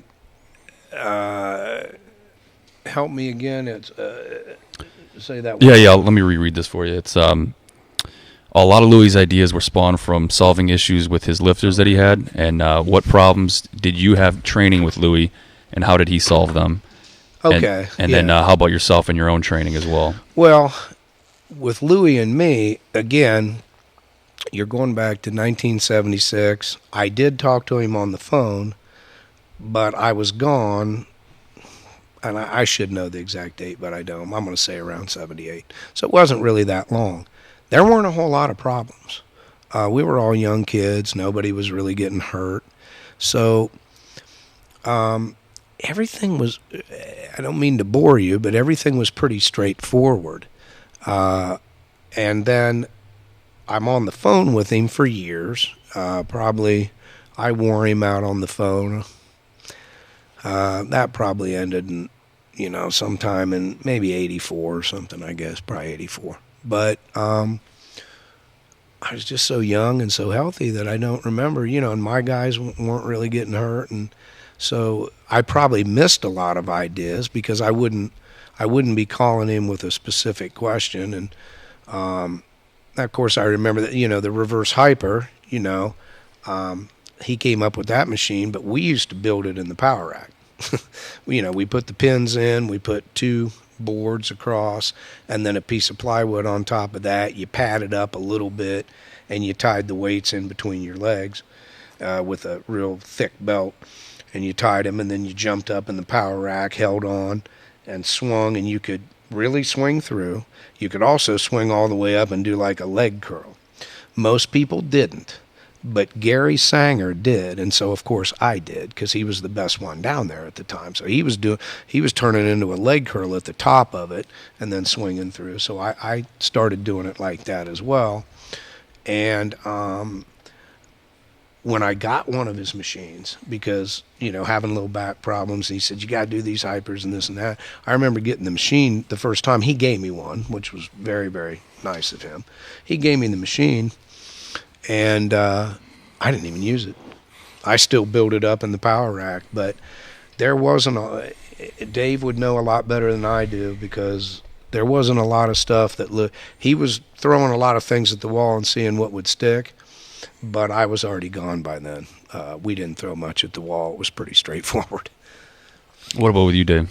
There are a couple. I mean, the one I talked about in the West Side documentary, the first one, actually a funny story, because he's talked about how Louis' humor is through the roof, and I don't think the West Side or the documentary portrayed that enough, because he is a funny motherfucker. I mean, he will pit one of us against another, unlike Doug wasn't part of all that, but he was a master manipulator, at that standpoint, but he was also fucking funny as hell. One of my not first meets, but one of my teenage meets, I had a decent bench as a teenager. I don't know what the hell happened as I got older, but it was a good bench. And I was benching against this dude who had like a ZZ Top beard, and it was really close. And I was 220 maybe, might have even been 198 at the time. I'm not too sure, but probably 220. And I was 400, and I was going to go 420, and this dude was going to go 425. And I'm like, man, I don't know if I can do 425. Everything training wise is. And Lou's like, don't worry about it. Just take the 420, because this guy's going to bring the bar down. He's been bringing it higher and higher every attempt, and he's going to bring it down a little bit higher, and it's going to pull his beard, and it's going to lift his head off the bench, and he's going to get red lighted, guaranteed. And I'm like, this old man, like this is bullshit. This ain't gonna happen. That's great. And then he says, I've seen it happen dozens of times. I'm like, okay, fuck it, 415. That way I can make sure I win, because I cared about winning back then more than records and stuff like that. I go out, hit the 415. I'm like, okay, here he goes. 425. He puts that down there. It's a long pause. His head come up. Boom, red lighted. And I'm like, okay, this guy here, this crazy bald motherfucker, is scary. I mean, he was scary as fuck. I like him. It's like, I like this guy. He's kind of like the guy everybody I'm training with is telling me to avoid, but he just helped me win, and I didn't have to work that as hard. But at the Toledo Open meet, I was squatting, and the training cycle went really well. I always had a problem of, in the gym, I would always triple more than I could do in a meet. So this time I was determined that I was going to fucking do at the meet what I tripled in the gym. And it was 800, I believe. It's what the number was. And it wasn't the first 800 that I've done. And I get there, and the warm-ups are fine. My opener's called high, which it was fucking high. And I was in a battle with Florio at the time, which was very surreal to me, because John, RIP, helped me a lot as a kid. But him and Louis, man, it's how these guys, I mean, we're in such a cool sport that I'm a 13, 14-year-old troubled kid, man. And, I'm being drug around from these meets by people that are head of police departments. These guys really kind of know what they're doing, but John really probably more so than anybody. It was like, do this. Then I'd call him, and he'd help me out. Go to Blacks, he'd help me out. Like, I'm in a meet now, and we're in the same weight class, and we're going head to head. And I'm like, fuck, I might beat this guy. He missed a squat. He was a big squatter. He missed a squat, and he left the door open. I'm like, I'm going to beat this son of a bitch, but I needed to have that 800. And so the second it was there, but it was a bit of a grind. I think it was around 750 or something like that. I'm like, fucking, I'm going to 800. I tripled it, and there's no reason why. In my mind, I could still not figure this out. I did not know why my training was so flawed, until I got to know Louis and explained it years later. I'm like, fuck it. So Louis pulls me aside. He says, let me back spot you. I don't give a fuck who back spot. Yeah. I'm either going to make it or I'm not. It makes no difference to me as long as there's spotters there. I don't give a fuck. I take it out, walk it out, and I hear him say, push your belly against the belt or something like that. Show me how fat you are, belly against the belt, something. But whatever it was, I pushed as hard as I could against my belt, sat down, it came up like I could have squatted 860. And I'm standing there, and blood's running down my forehead because I used to beat my head on the fucking bar. You think I was nuts too. All right. I actually got thrown out of a meet for that. Oh, boy. Yeah. So a rule that I didn't know existed. Louis got pissed about that one too. That's another story. See, I got good ones too. You ever headbutt the bar and it's bleeding so bad it sprays on the head judge and then you get thrown out of the meet? Goodness, no. No, I have. That's awesome. And then you walked around the rest of the day with a knee wrap around your forehead Yeah. to make sure your blood. Anyhow, so I do that, and then I looked at Lou, and I'm like, what the fuck? Like, what the hell? What did you just do? Why does this matter? And he says, you have to have air. And I'm like, I know that. My own people are saying big air, big air, big air, big air. He says, you're pulling it all in your chest. And I'm like, well, what the fuck else? I mean, your lungs are where your lungs are at. You know what I'm saying? You pull air into your lungs, you pull air into your lungs. And he was like, yeah, you still have to breathe air into your fucking lungs, you idiot.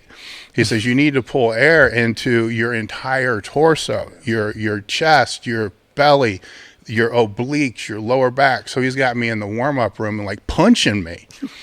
You know, and because, you know, I'm pushing out and it's like, okay, you got that figured out. Like the front's easy. It's like, now, you know, it's like, you know, punches me in the side. I'm like, motherfucker. He's like, do it again. And then, you know, it punches me in the side. It's not so bad. Then he's pushing on my back.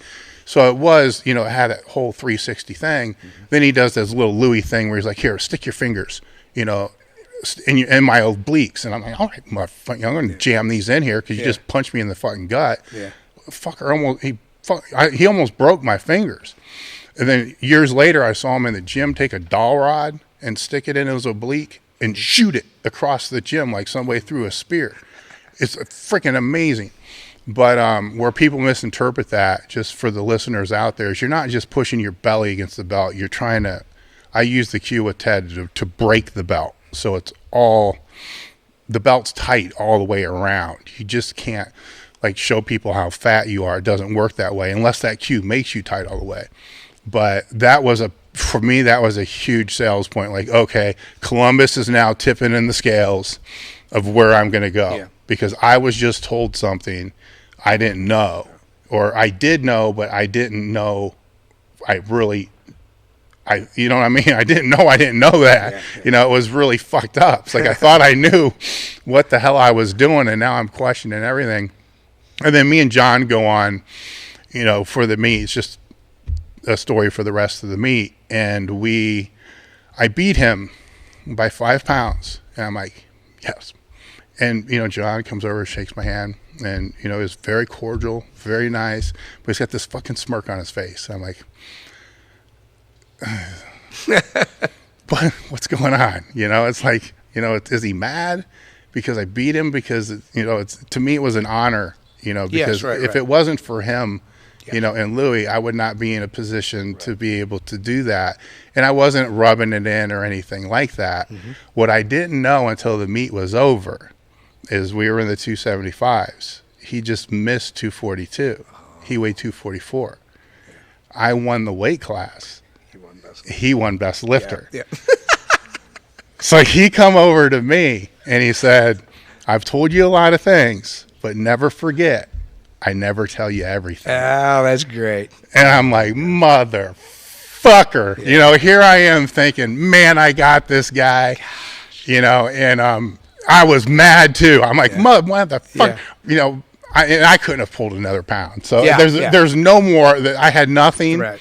And he had an off day. And I'm like, that son of a bitch did this on purpose just so he could say that. Yeah. You know, and it's what a great guy. Yeah, that had a little blurb in PL USA many years ago. That was a good one. Mm-hmm. But that was one. The other one with Louis, and there's multiple ones with Louis. I could go on for hours and hours and hours. Is there became a time in my career where my shoulder after 2 surgery, it was shoulder after 1 surgery, pec reattachment came before West Side. So the pec reattachment was a total dislocation, screw it back in type thing. The muscle was all, I mean, the left one was a mess, but they fixed it. So it was, that was fine. The right one tore pec major completely, pretty much in half. So I put a picture on my Instagram if anybody looks at it, and just, you see there's a giant fucking dent there. Huge. And then my shoulder had one cleanup job, you know, with spurs and arthritis and torn rotator and all that. So I had to find a different way to bench, because my pecs were not doing anything. And when they did, my bench was terrible. So we spent probably 45 minutes on a Tuesday. So it was a day off. So it was an in between. You can kind of say there were no days off, but it was like a lat day. It was an extra workout day.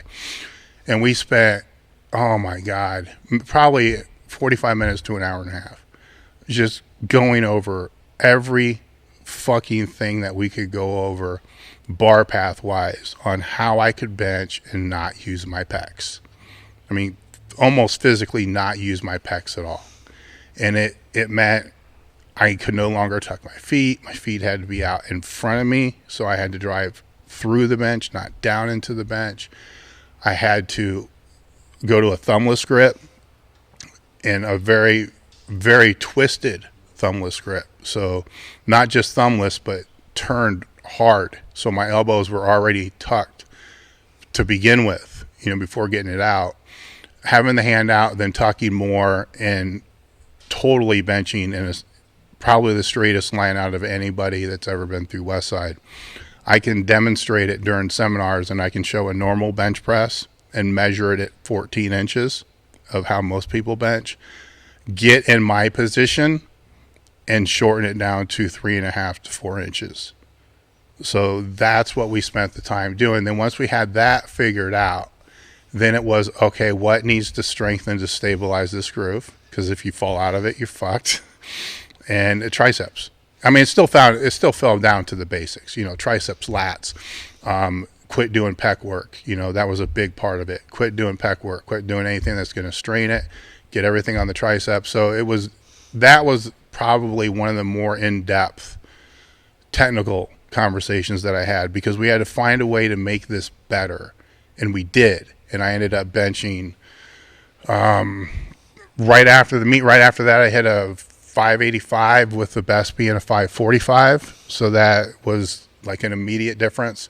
Then went into the sixes and started to have problems with the elbows flaring and stuff like that. So I started to creep back a little bit again. And, but without that, it never would have went up. It would have stayed where it was. I can give others, but let's go to another question. All right. Can Doug please give his opinion on powerlifters today versus when he lifted? If you have one at all. Well, I guess one of the differences, and there's going to be exceptions, I understand, but one of the things that I've noticed, I assume it's just, I guess because of gear and what Dave just said, talking about trying not to work your pecs and get away from your pecs and this and that. But what I notice a lot, the two things that I notice is today versus the old days. The guys in the old days, and I'm not talking about me, but your Jim Cash, Roger Estep, and so on and so forth. They weren't the only ones, of course. You fit that bill. You were fucking jacked. Well, thank you. But that's what I noticed. The guys were built better.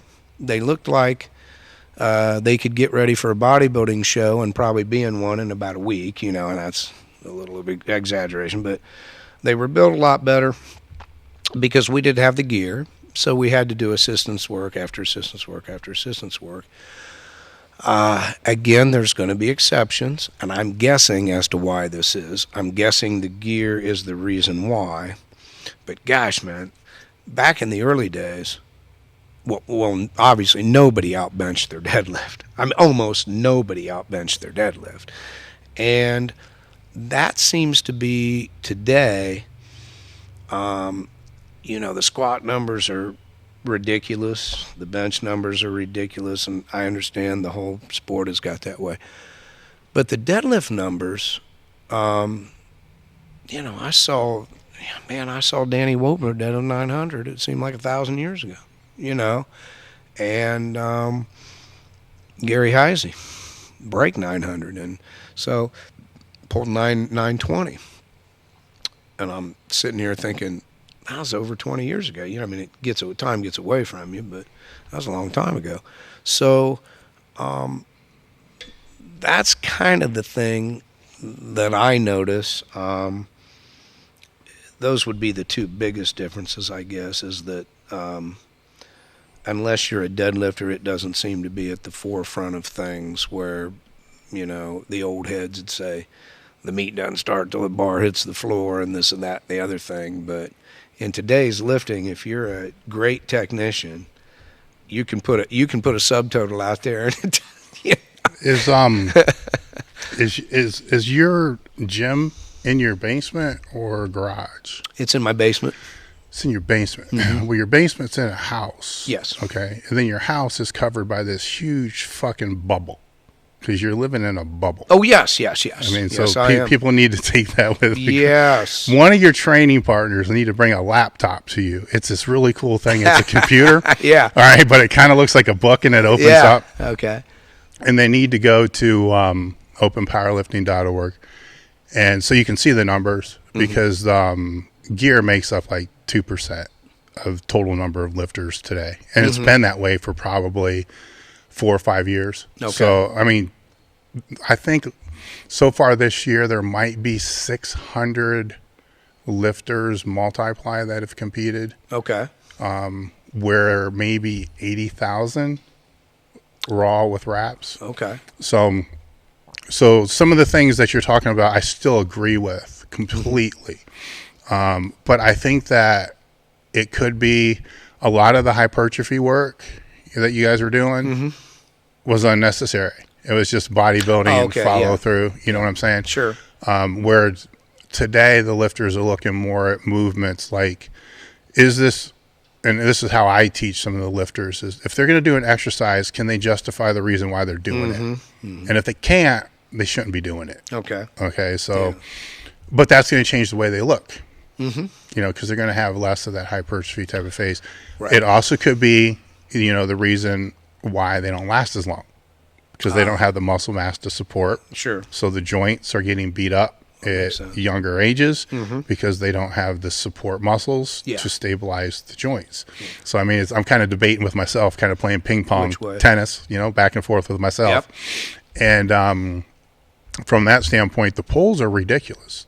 The pulls, once the gear kind of, I don't want to say it's removed itself totally because it's still there. It's just very, very small.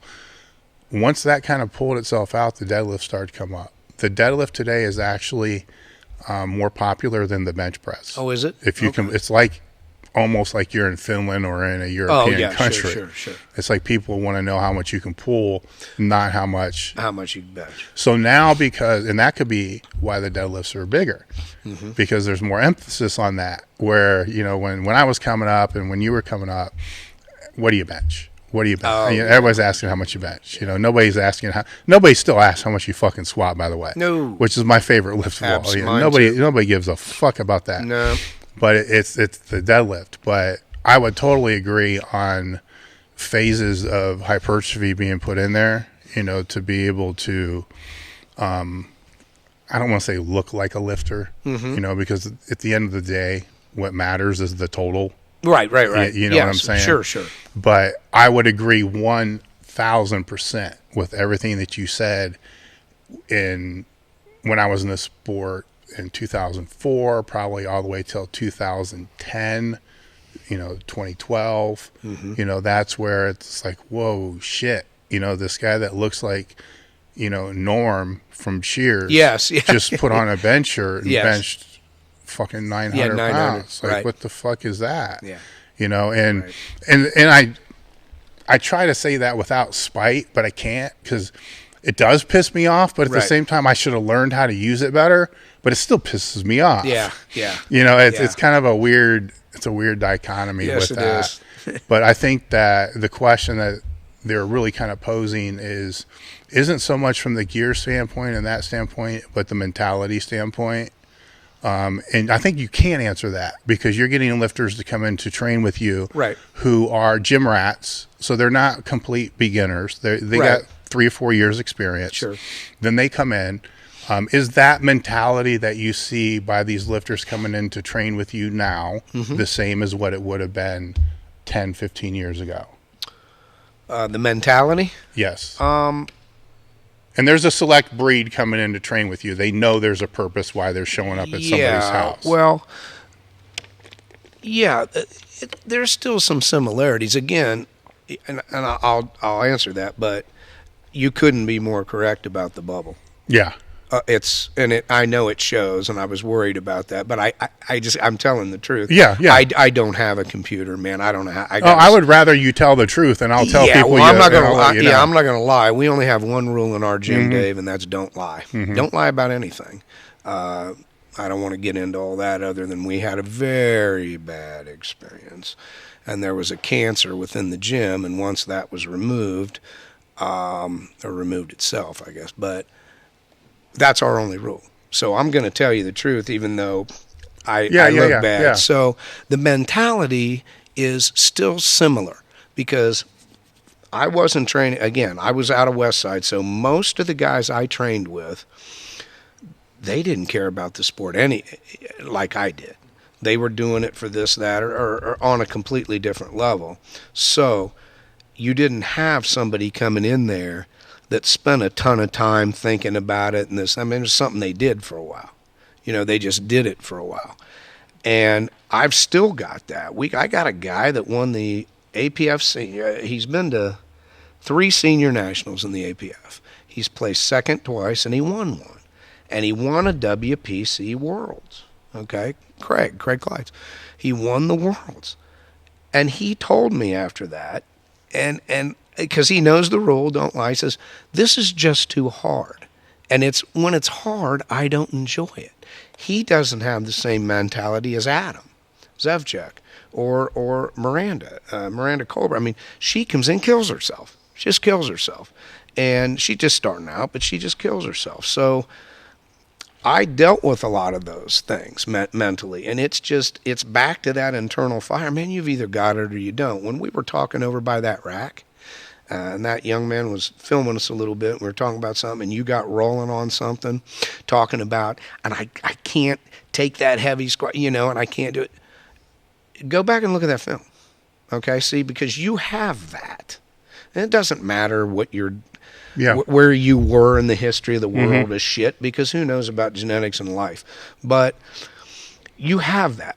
Dude, not many people do. You saw an inordinate amount of people that had that coming into West Side. Oh, yes, and being there for so long. I was in something that was just the opposite. So, but you were that. So the question yes. Yeah, the question I would pose to you is, if somebody like you was to be training with you, yes, do you want to train them, yes or no? Yes. Adam's the closest. He's got an internal fire. Now, he's not. No, is that not what you mean? You might be missing a point here. Okay. It's their number one priority. Everything else is following a distant second. Yes. With that fire. Yes. Do you want to train that person? Well, I am. Okay. Because Adam is that guy. Okay. He really is. Nobody and nobody else, but Adam's that guy. Try to mentor him in ways away from training. That's more life, so he doesn't make some of the same mistakes. Well, I certainly, at least once every workout, I make sure they know that I'll be 64, and on Thanksgiving there won't be anybody over there. I'll be at Kroger's getting my Marie Callender turkey dinner and watching football. Now, I got that down pat. I'm okay with it. I'm not crying. But, yeah, hey, there's got to be other stuff. I do try to mentor them. And I really do try to mentor them towards the fire department a little bit. Now, so far nobody's gotten through, but I think I have one guy that's going to try. And, get a career. Make sure you got a pension, this and that and the other thing. So I do try to. They know how broke up I am. In fact, Adam sounds like a lot like you in the sense that He spends some of his time thinking about stuff that I can do. He came out here with his own money and bought that bar, that football bar thing, whatever you call it. I don't know, that bench press bar, the American Camber bar. For me. I didn't buy that for him. He hadn't used it. And he goes, man, I think this is going to, I think you'll be able to. And he was right. And it did help and everything. But I do try to mentor him. But at the same time, You gotta let the dog off the collar. you gotta sometime. let, yeah, you really do. And they're not kids. I keep calling them kids because I'm 5,000 years old. But they're 24, I guess Dylan's 23. And, Craig's in his early 30s. And he's not around much anymore. But yeah, I think without the emotional crap, Adam is a lot like me. How bad can that cancer ruin the gym environment from what you've seen? Well, yeah, the cancer that we had, no, I'm not going to mention any names. You don't need to mention names. Every gym deals with this. Every gym deals with it. But this guy, he was the best. He's a pathological liar. And if you've never been touched, and I'm finding out that a whole lot of people in life have managed to get all the way through life and never been touched by a pathological liar. God love them. Bless their hearts. I have, I think, an inordinately strange amount of times. I have. So I have an antenna that was completely down. I missed it with this one guy. And I just didn't recognize a lot of what was going on. And because he was such a great liar, it came to a head, and he was just breaking the gym apart. I don't know if it was an effort for him to leave and just not, but he was just breaking the gym apart. And even to the bitter end, I didn't catch it, man. One of the last days, he's like, no, this happened and this happened, and it was Adam, and it was it was this and that. Wasn't me. They're trying to get me, And I remember I believed him once again, and I called Adam and I jumped his ass. And I love Adam. I love him like he's like a son to me. I love that guy. But man, I jumped his ass, and he doesn't get emotional. He has no emotion. Doug. He goes, I'm coming over right now. I'll show you the text messages. There's the text messages. And then we had another person that was close to this person, and there's some more text messages. And I just went, oh, okay. Well, yes, that wasn't helping, man. Nobody was getting near. They weren't getting better. Yeah. There was a lot of crap going on. I should have ferreted it out, but like I said, I missed some of it. And this guy's good. He's pathological. He's the best I've ever been around. So anyway, he's gone. And Adam, all at big meets, all at good meets, hits 10 times body weight, and then 10 and a half, and then 11 times body weight, and is winning nationals. Craig hasn't even tapped his potential. You would strangle, if he walked in here right now, you'd strangle him. You would stop the podcast and strangle him. But, and I'm not sitting here saying he's Dave Tate. He's Dave Hoff. He's not. But man, he could be a lot better. But again, he doesn't have that drive. And he admitted it to me. But even Craig. Off to the Nationals we went. He won it. Up to the Worlds, he wins it. Christian was with us then. Christian Haywood was with us for a while. And I think he still might come back at some point. But life gets in the way. You have a beautiful young daughter, and you're starting a business. And so life gets in the way. But he asked me one day, he was looking at my little board. And he's looking at the board, and we used to have the elites.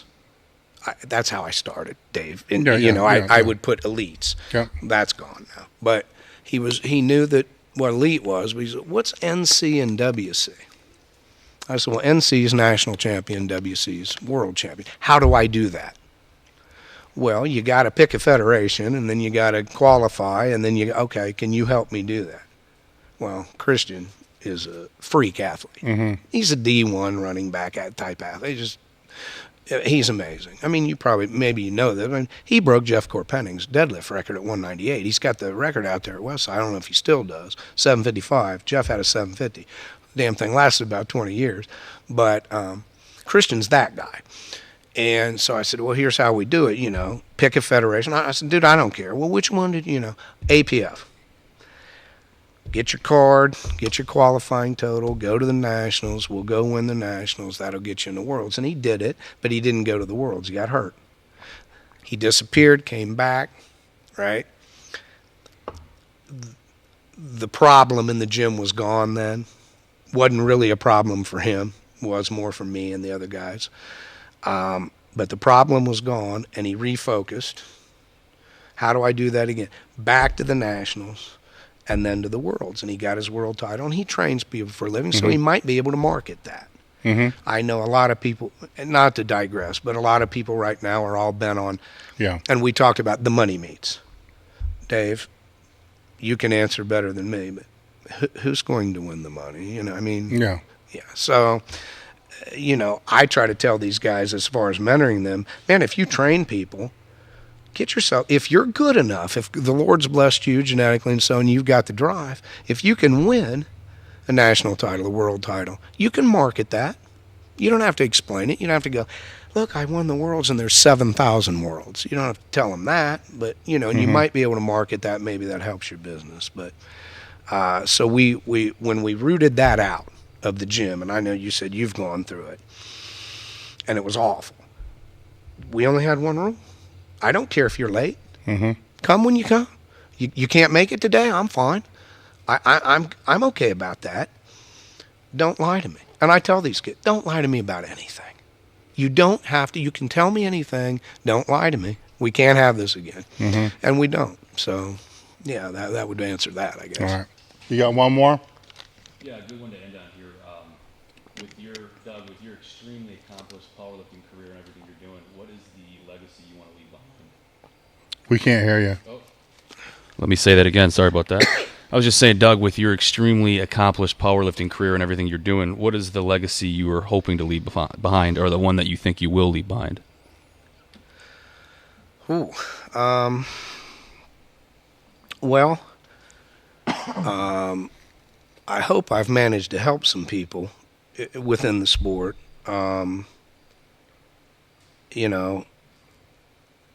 That's tough. A legacy. I mean, as this sport goes along, the numbers just keep doing this. So, I tell you some of my records, and there's probably people out there going, I thought this guy was good. What the hell's wrong with this guy? But everything's in a perspective. Like if you look at an all-time world record list or top total of all-time record list, depending on which one you're looking at, the kids were, I'm digressing a little bit, but this is important. The kids were saying this the other day, Dave, and they said, one of them says, well, I'm such and such on this list, or I'm such and such. So I had him read it, and all of a sudden I realized there's a couple names on that list that I know would be on the list. And then Adam, I think, probably pointed out, well, that list only started in like 2005. It only goes back to 2005 or 2006. I about lost my mind. And they always laugh, and they get me going about something, and they go, he's going to stroke out. And that's a joke in the gym. Can we get him to stroke out? Because if he dies, we'll get to have the house and his car and, that kind of thing. And sometimes I half think that's what they're trying to do, because it's not going to take much. I mean, something like that. When we were talking about a 10-man team with 11 weight classes, Dave, you can't explain that to somebody on the street. Jesus Christ, you try to explain that to somebody on the street, they go, well, you're going to have to help me with that, And so an all-time record list, and I believe it was Ed Cohn that was left off of this, okay? Like maybe he stopped just before this list started or whatever, I don't know, or the numbers weren't right. So it was something glaring like that. And then they go, wow, an all-time total, I'm here, but, and what's the number one, Well, we only go back to this. We haven't got back all the way yet. So that used to be important to me. So when you're talking about legacy, man, I hope somebody's smart enough that they can get this list. They will. And they get the name, and they go, oh, he's down here. Oh, look at the year. Well, let's count up and see how many people were ahead of him. Okay? I was hoping that. That matters a little bit less to me now, to be honest with you. I'm getting old and soft, and I make myself sick half the time. But, if they remember me as a lifter, and I know you did, and you asked me to do this, and I really appreciate it, because, Dave, when you're a little guy, you would be shocked. You've never been a little guy. You would be shocked at how many big guys don't even have the time of day for a little. That's not Louis. Louis understood, but he never had any little guys other than me, basically. A lot of big guys don't care at all about little guys. They don't care. And a lot of people out there, if you read stuff that's written about my career, it's always, this guy was crazy, and he did this, and he jumped up, and he did that, and it's never, man, it's very rarely he was a great lifter. So the legacy question, the group that I've got right now, I love these people. And I've had my heart torn out because we lost a person that was around me for 30 years and just gone, and didn't even said they'd be back, but never came back. It literally broke my heart. It didn't piss me off. It broke my heart. 30 years. It just broke my heart. But now, I guess just being an old guy, and when you talk about legacy, when I'm gone, I hope they can sit around and go, he really tried to help us. And he was honest with us. He didn't bullshit us and say, I was the best bencher in the world and I only got 35 pounds out of my fucking shirt, so do what do this and do that and quit me. No, he told us. Mm-hmm. Every one of us. Abe Herod was the first one. I love Abe. He named his first child, my middle initial is J, and she was a girl, didn't turn out to be a boy, so that's what he did. Lydia J. Herod. I mean, it's hard not to cry about it. But anyway, I love these people, and I hope they can say, man, I know he had my best interest in heart. I know he was trying to help me as much as he could, and he didn't lie to me. He just didn't lie to me. So as great a bencher as he supposedly was or whatever, he didn't know how to use a bench shirt. He got 35 pounds out of his bench shirt. My God, you'd get laughed out of any gym in America if you told him that. I know that, but what are you going to do, Mm-hmm. So I hope my legacy, particularly with this group, is that guy loves me, he cares about me, he tried to help me as much as he could, and he's tried to shoot it straight with me, Mm-hmm. And, if I say, don't count on that money at the WPO, I'm not saying they're not going to have the money, but yeah, you might want to keep your day job. Make sure you got a job. And I told Christian that once. He was working. But I told Christian, I go, hey, what you're not going to get from me, I'm not going to tell you to go quit your job because you could be the best in this sport. Make sure you got a job. Pay your taxes, Yeah. And take care of your family. Because he's the guy that had the God-given ability that, what if he was doing this full-time, full bore? He could maybe get up there. Maybe he could be a guy that could get paid. The money's not there that I know of. And so, again, I live in a bubble. Maybe there's more money than I know. But I know what Dave Hoff told Mm-hmm. me he made at the last one. So you can't live on that. Yeah. You're breaking even. So that, I guess, I don't know if I answered the question. No, I think it's a great way to answer the question, because I can end with this, the people that are out there that are really looking for a good coach.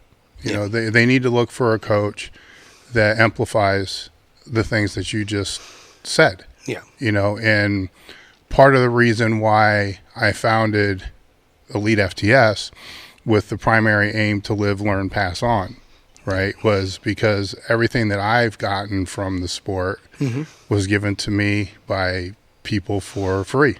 Sure. Yes. And Louis in the warm-up room, John Florio in the warm-up room, John Florio in a meet. Yeah. All these guys, given their time, to be able to train, teach, help, pass on what they know. Man. And what I grew up being around where people who plant seeds, you know, for the next generation by passing on and giving and so forth. Yeah. And what I see too much today are people laying concrete. Yep. And they don't realize that, Yep. you know, the benches that they're sitting on, you know, the trees they lean against, the grass they walk on, you know, all that, you know, all the forestry around them was planted by people like yourself. Yeah. You know, that I feel, owe it to people like yourself and people from your generation to plant their own seeds. So my kids, when they get old enough, Yeah. they'll have a career.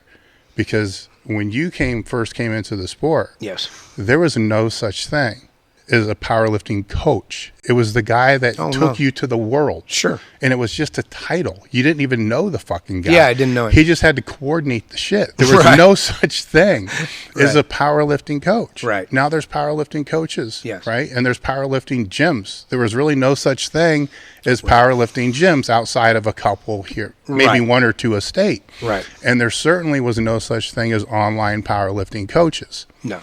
So all these professions were created, you know, by people from my generation and older. So the question I pose back to the generation of today is, what are you creating for our kids? Sir. And I'll leave it at that. All right. Thank you. This could be the